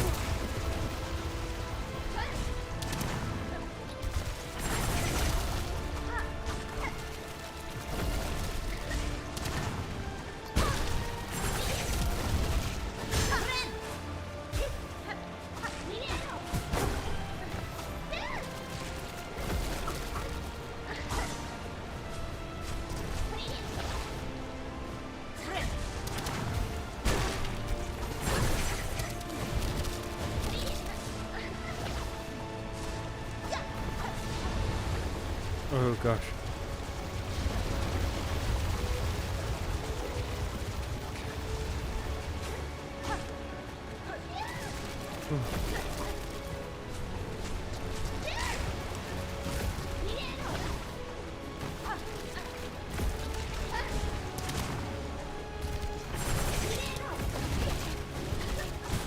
Oh. Oh. That sucks. That was pretty rough. Oh, I turned my caps lock on. Hang on. Okay. I do not agree with that take, Jorno. They got voided because their eggs were chucked in the abyss, and this game establishes the void and void-soaked beings seek out and hunt for stuff that has a living spark. Those eggs were meat on the chopping block for the void and the abyss. It's just that Hornet has a bit of dialogue in the first game that implies she might be a bit void-like, but that doesn't have the same crucial emptiness as Little Ghost. And the backstory she got in this game's flashback sequence clearly shows Hornet was once a small child and grew up in some way. You missed out on Baby Hornet, Jonah. Okay, maybe I have some idea after all. I have no idea. Says pre-lectured Ole. Okay. We got pretty far with that one. Yeah? We're getting there. We're making it. We're doing it. We're getting through it.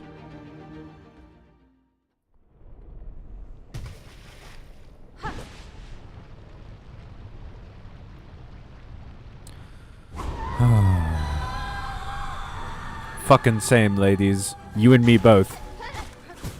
Every day I scream into the void. The void has yet to give me a sick new outfit, but like, hey.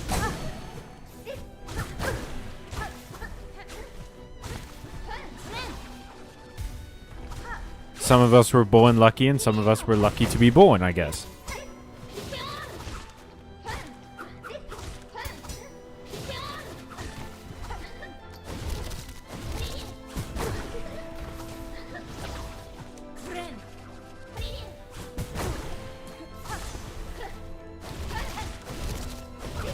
This is because I left to get muesli? What? That we lost? No, Doodles, you can't shoulder the burden of my mistakes.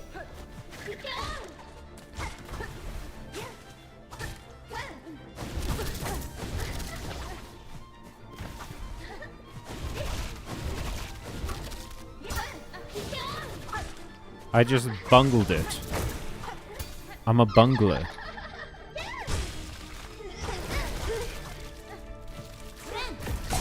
Okay. Rude. And there was a fucking bug in my room. Real life Silksong. Crazy. Can't believe they made Silksong in real life. I never knew bugs existed. But it distracted me. You do best scene. I can't see. What? This definitely feels like it's going faster than Scar Singer Carmelita. I mean, yeah, we're making more progress, I would say. I'm having an easier time learning these moves. I think it's because I don't know, with Carmelita, when things travel in an arc, you know, Carmelita used like those boomerangs, those bone boomerangs. When things travel in an arc like that, I have trouble following it. So I have trouble figuring out where to dodge, and I end up catching the blows more. Plus, Carmelita's boss arena was way smaller than this. I have like space to move around here.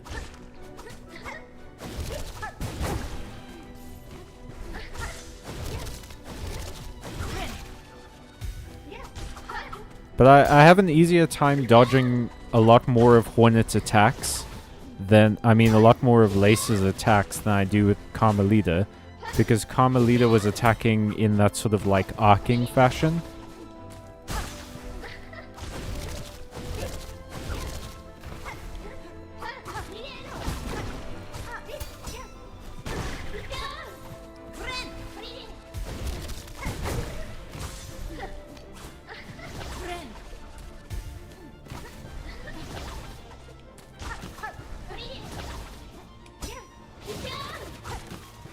And sometimes you roll good RNG with this. Like, there are some moves I'm better handling than others. Like, I'm not good at handling the jump attacks from Lace. But I am decent at handling, like, the tentacle attacks.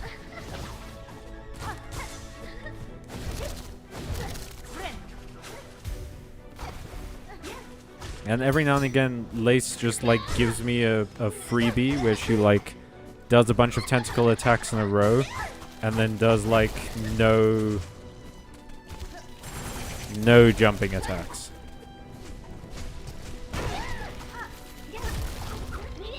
The popping up out of nowhere I could do without, though.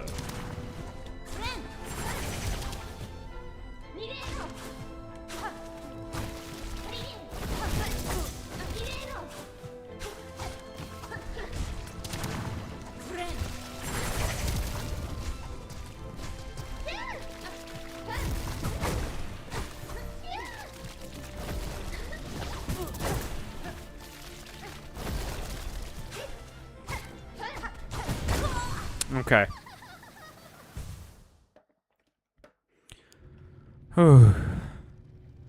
Honey and milk are a godly combo. They rarely are. They rarely are. Honey with, like, most things is incredible. I wonder if both can be true. Like, let's say being born from the Pale King gives resistance to the Void and not any special powers. Being a vessel mired in the Abyss does. Could that make sense? Because Hornet, while skillful, should not be surviving this many voided attacks. Others in Farloom got completely screwed over by the Void. Yeah, I think that maybe Hornet's status as like a demigod definitely has something to do with it. You know? Like, it's like how if a demigod in mythology had to swim in a river that would normally kill human beings, they would probably survive. You know? I think that's maybe the situation here, is that Hornet is just naturally stronger than every other bug in Farloom, because Hornet is half god and half worm? Half god and half weaver? It seems, honestly, it doesn't even seem like Hornet's a demigod, because aren't both of her parents gods? That's not a demigod then.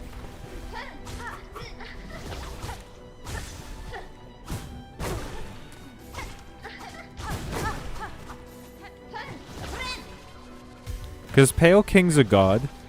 Weren't the Weavers basically... Well, I guess maybe the Weavers were, like, worshipped like gods, but didn't have, like, the same constitution as gods?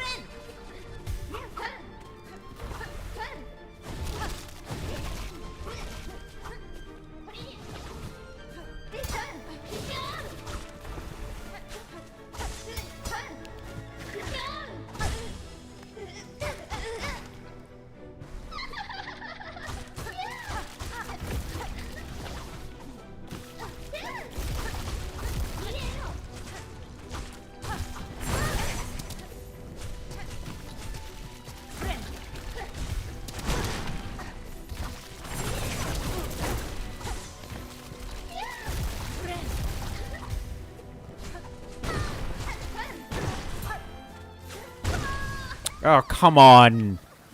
That was 3, like, elbow bumps, man. I took less damage when I got hit by her actual sword. What the hell? Point of contact damage is never not gonna be dumb. It's like weapon degradation. For as much as weapon degradation adds to a game, no, it fucking doesn't. Having to check if your weapons break sucks. It always sucks. Having to repair your weapons always sucks. It just adds more time to everything. Oh, we've started complaining. Oh no. Oh no.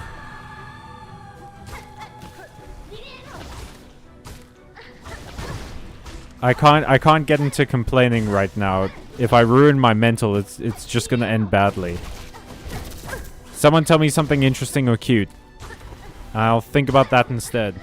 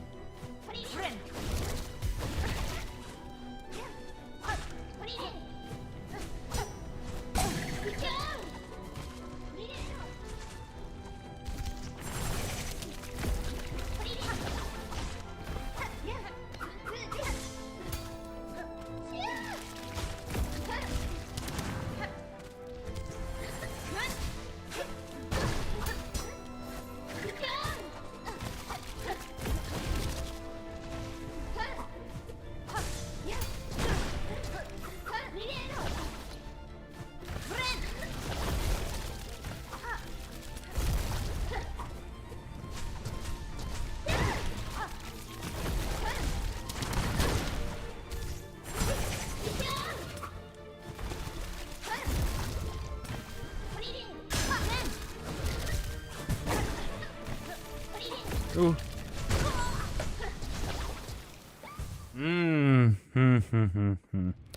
The Weavers were uplifted by Grandmother Silk. They definitely had a bit of the God Sparkle sprinkled on top. Okay, so yeah, they were like semi... So then she's like a... I guess you don't... It's not like a half god, right? They don't call it... They call it a demigod, and there's no like... You would still technically be a demigod even if you were only a quarter god, right?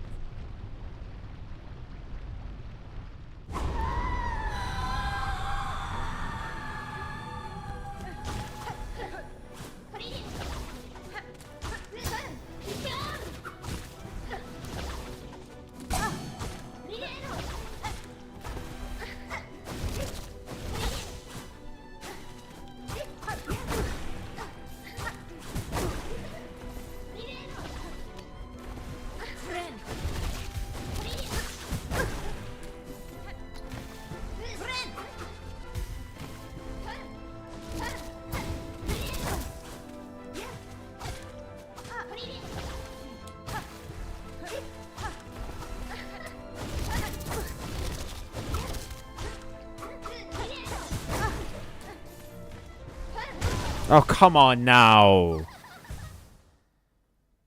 Ugh.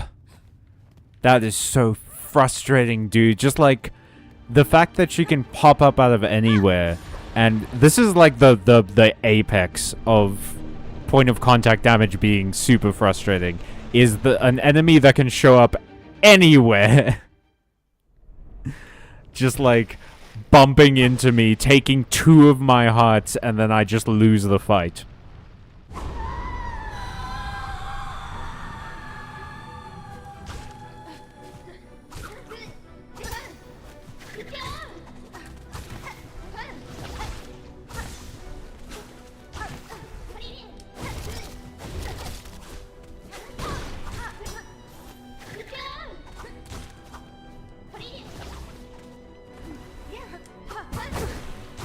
Okay, so she pulled me from behind her into the fucking combo.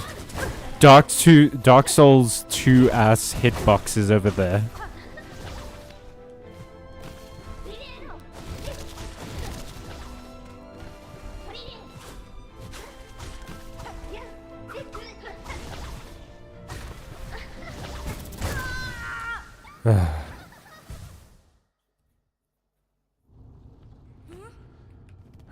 Okay.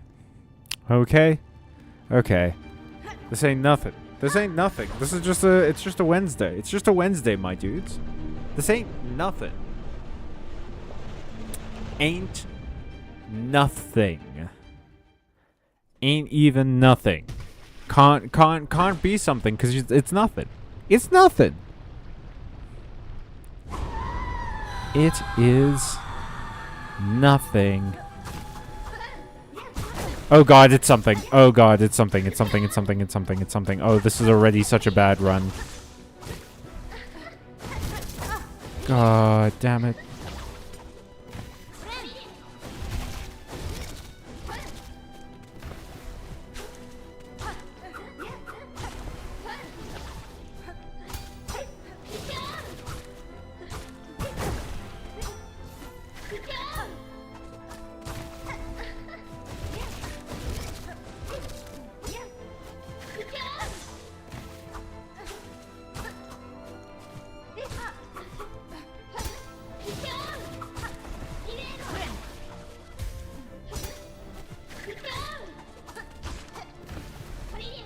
No, this run's goated, actually.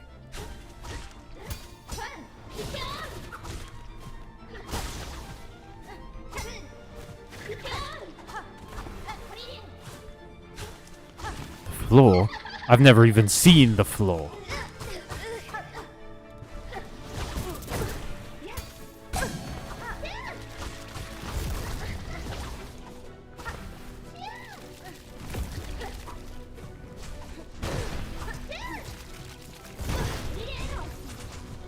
Oh. Oh.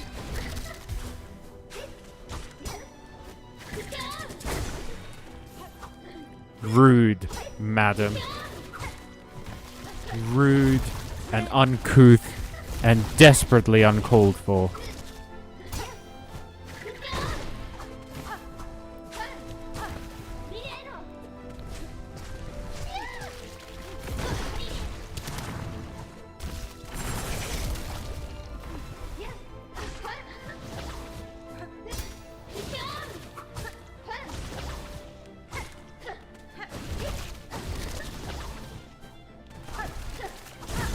Come on, coach. Let him play. Let him play, coach. Whoa,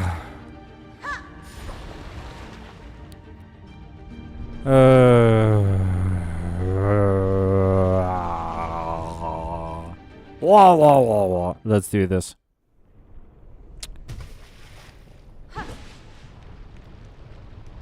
Pressing buttons makes me feel good. It's probably why I like video games. It's my stim, wish I could. Maybe I should just carry a controller everywhere. One of those clacky controllers that sounds like a mechanical keyboard that I fucking love. Man, I want a mechanical keyboard so badly. It like, that sound tickles my brain so good, man.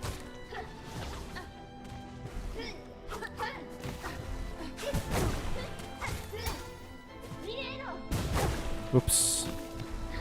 Pardon me, ma'am. Excuse me. I need to... You've caught me at a bad time. You see, I don't have any health left. I need to slam the health out of you because I can't... You can't actually prove to me that this sword I'm using is sharp. I know there was a whole cutscene about it, but like... I've been hitting you pretty regularly in the face and body, and you still have those. So I'm not convinced.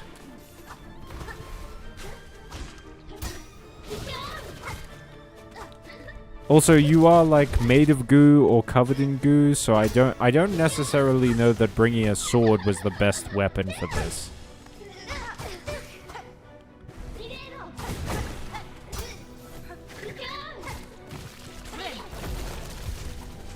Oh, that's fucking rude. And didn't even work. Ha, dumb idiot.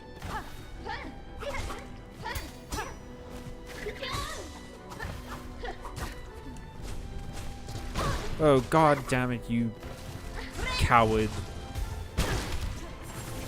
That's what you are, Lace, a coward. Wait, you needed a fucking symbiote suit to face me again? I mean, you did. I whooped your ass last time. It only took like 3 streams or something. That's not even a record. You ain't got shit on Carmelita.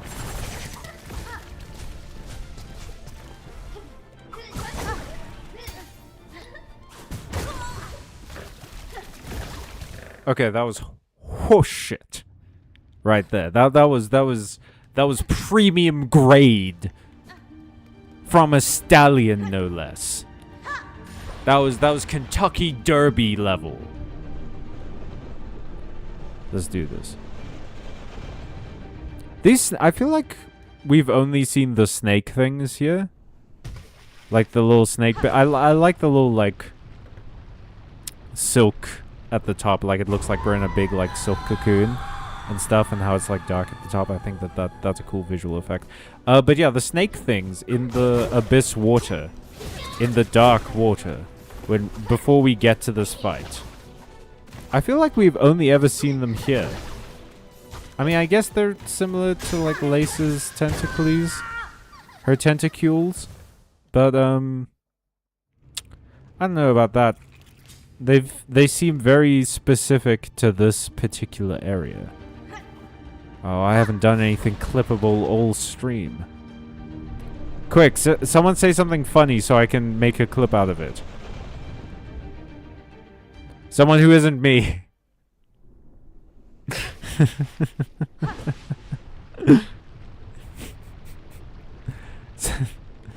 Someone else. So pull your weight. Someone else say something funny, and then I'll turn it into a clip. People seem to like the clips where I'm laughing, not necessarily the ones where I'm telling well-crafted jokes. No one seems to give a shit about my jokes. They love it when I laugh, though.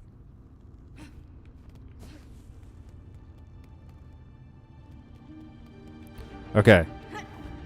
Where are we at stream-wise? Oh, we still got like 10 minutes before we have to think about the end.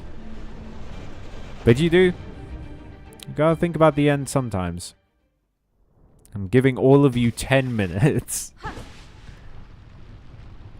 Oh. Baby.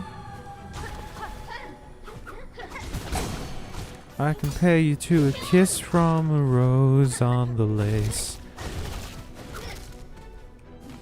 Ooh, the more of you, the stranger it feels, yeah. Now that your foe is in bloom.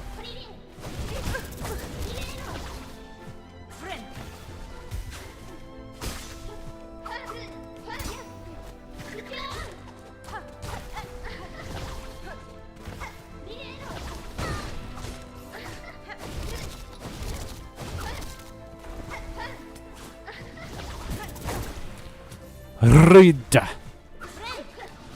Rude and unnecessary. God, fuck. It's all gone so wrong so quickly. How could this happen to me?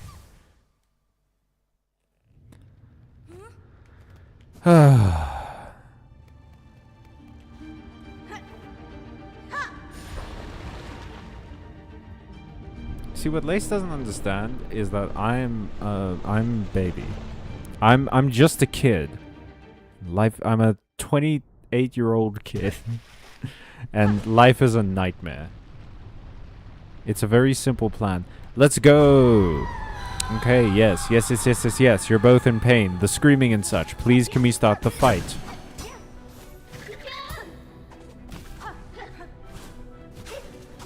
Ma'am, I have 10 minutes to hand you your ass so that I can beat the allegations of this taking 1 million streams, please.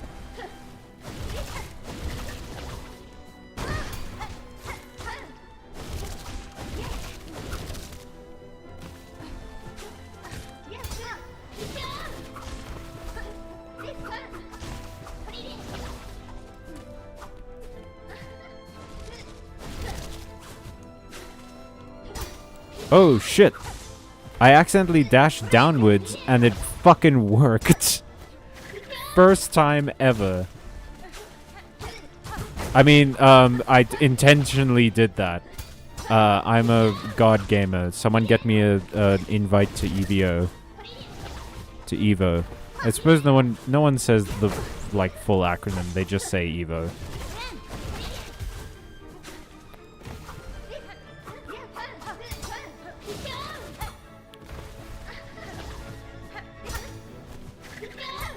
Man, it's funny, you know, like, I'm pretty sure I learned about Evo in high school, but that was around about the time that I learned about MLG, and I must have known about MLG, like, a couple of months before I knew about Evo or something, maybe a year. But it's just sort of funny how MLG became sort of like my de facto, oh, that's the big video game tournament. Because I've caught myself a couple of times being like, oh, you know, I'm not like an MLG level gamer or whatever. And MLG is specifically like first-person shooter games, right? Like it's Counter-Strike and Call of Duty and stuff. I think so. Hang on. Let me look that up. MLG Major League Gaming. Oh, is it just like... Major League Gaming Corp was a professional esports organization based in New York, founded in 2002 by Sundance Giovanni and Mike Sepso. MLG held official video game tournaments throughout the United States and Canada. Oh, so this was just like general video game tournaments. It wasn't like specifically any game. Any one particular kind of game. Because I think Evo is mainly fighting games. I'm pretty sure. Oh, and then it was acquired by Activision Blizzard. Gross. That sucks. But yeah, Call of Duty was featured in it pretty heavily. So I think that's maybe why I knew it very well. Is I never really played Call of Duty very much when I was in high school. But I definitely had a lot of friends who played Call of Duty a lot. And when I went to university, I had a friend who actually had like a Call of Duty team that went to tournaments and things. Man, I always wanted to be like a tournament level gamer, you know, like someone who goes to tournaments and stuff. And I realized that I probably could have just done that. Like, I didn't necessarily have the skill, but there were probably a lot of local tournaments I could have just entered, you know? Like, I didn't need to get an invite to a major league tournament or anything. I could have just gone and did tournament play. And that's honestly probably how people get invited to tournaments, is they win other tournaments. I mean, people aren't just like watching, you know, like ranked games or whatever and going like, that's the guy that we need to invite to the next tournament. He won 37 ranked games in a row, and he was using fucking Yoshimaru. I don't know if Yoshimaru is like a meta Tekken character or whatever. I can't imagine he is. I remember people talked about like Kazuma a lot because Kazuma was good at juggling, which is pretty tough to come back from. You can get a lot of damage in juggling. And I don't know that there's a whole lot of ways to break out of a juggle if someone catches you or one.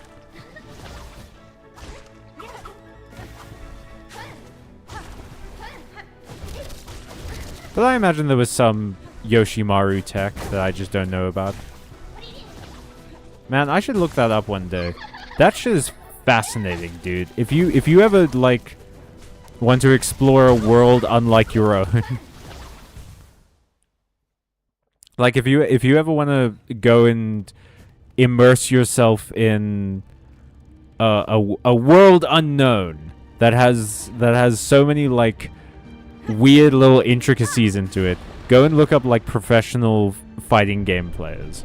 The people who go into tournaments to play fighting games, it's insane. Like, it's so easy to look at fighting games and think of them as these very simple, you just hit all the buttons, because all the buttons do a punch. And if you do all the punches at once, who can defend against that? But, like, when you see the tiny, frame-perfect choices people make, it's actually crazy. Like it's one of, I think, the best arguments for how much skill you actually need to be a professional video game player. Or you could just be mildly funny and know how to edit videos. That's kind of my niche. That's sort of my market. Is funny, cute, and knows how to edit videos, kind of, and dies a lot. Dies a lot in video games. Man, we were doing so well at the beginning of the night. The fucking, like, line graph of my skill throughout this stream must look like a goddamn staircase. It's insane. It's just, like, going up and then flatlining and then going... Well, no, I guess staircases don't go down immediately after the next step. It would look like a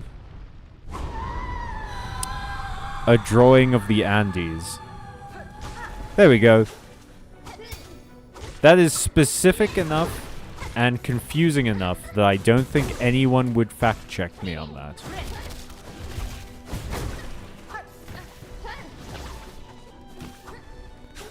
And if people want to fact check me on that, I'll learn a fact about the Andes Mountains.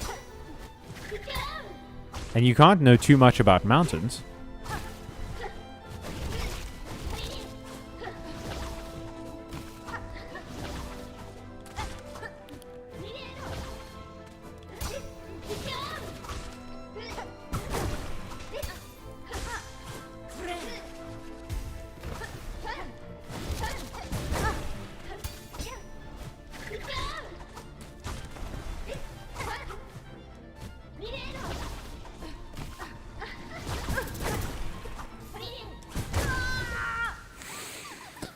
Oh. The stream's still going, right? Y'all have been real quiet for like a while now. Let me just make sure that my chat hasn't like died. Oh shit, you guys have been talking and my chat just hasn't been fucking showing it. What? I'm sorry, y'all. They found a sexless cat. I saw some lemurs nuzzling at the zoo today. Aww. No sexual characteristics inside or out, not a single reproductive organ. Oh. I want to go to sleep. Good night, Zaki. Bro, there's secret works under the waterfall. There's a secret world under the waterfall? What? I think about the end constantly. Something funny. Callum, I have your invite here for you. I just need your credit card information. Joke's on you, Ole. I don't have a credit card. I found heaven. Can I just live in Hello Kitty adventure? Normally, babe, I'd happily fact-check you, but a puzzle for toddlers is confusing me. Lol, I thought Cal no like my something funny joke. No, I thought it was good. It was a good joke. My YouTube chat just, like, wasn't updating for some reason. But no, I thought it was funny. Good job. Okay.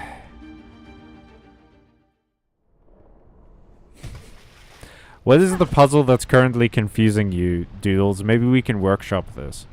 Crowdsource the puzzle. Crowdsource the solution to this puzzle.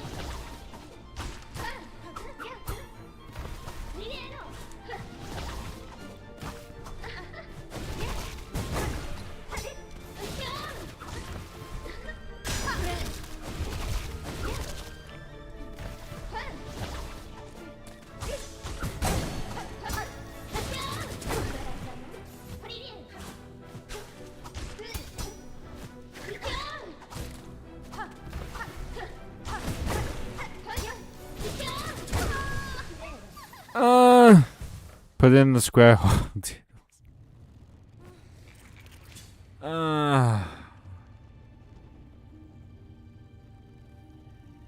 Okay.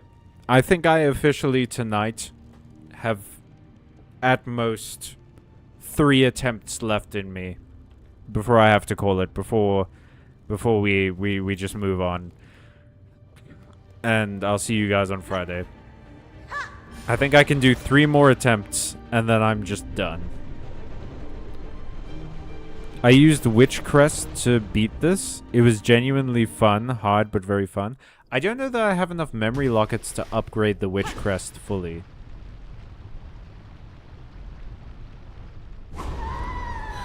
But I'll look into it maybe. That might be, if we're still doing this next week, I'll start experimenting with other crests.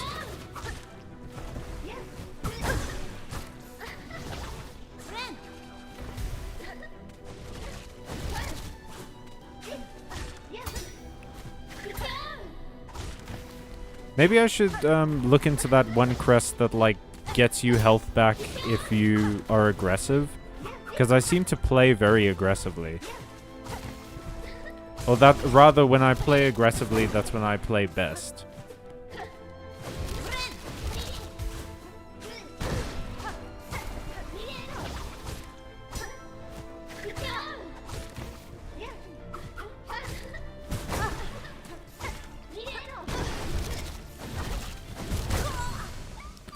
Okay, 2. It gives you power. But, okay, put some rock music on or something. I cannot. Jono. I will get copyright struck. You madman. Very good, Jono. It gives you power. Which tools did you put on it? Callum, you gotta lock in. You told me to lock in and then I did. I don't know what to tell you. We're gonna lock in.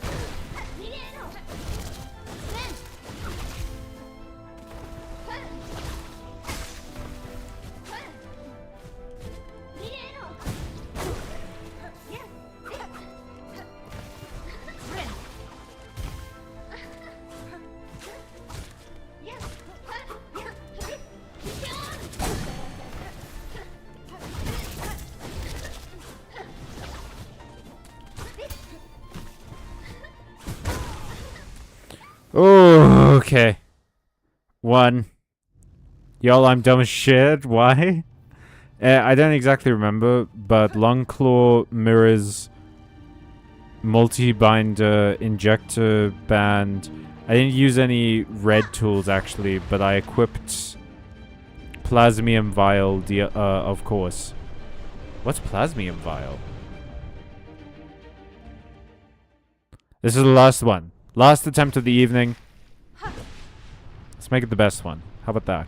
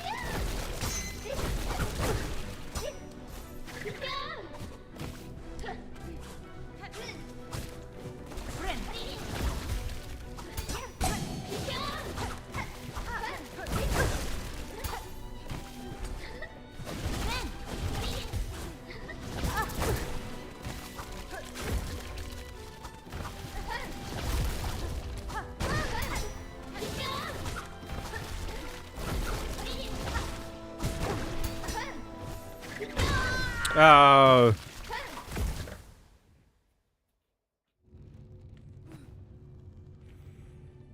I figured it out. It was so easy. Also, do not use Witch against this mofo. You will die 1,000 deaths and still not beat it. Okay, and with that lovely bit of encouragement, that was my last attempt for the night, you guys. We're coming back tomorrow. Not tomorrow, sorry. Next week for the next final boss Silksong attempt. I have a good feeling. We're getting there, slowly but surely. We've hit phase 2 more than once, and we've gotten decently far into phase 2. So yeah, I don't think it's going to take that many streams. Famous last words, but hey. In the meantime, I'll see you guys on Friday for Magic the Gathering and Yu-Gi-Oh! And I'll see you guys next week for more Silksong. Thank you so much for watching. Have a good rest of your weekend. Have a good rest of your week. Stay safe, stay watching, stay friendly, stay kind. Stay away from media illiteracy. And as always, folks, stay magical. So long.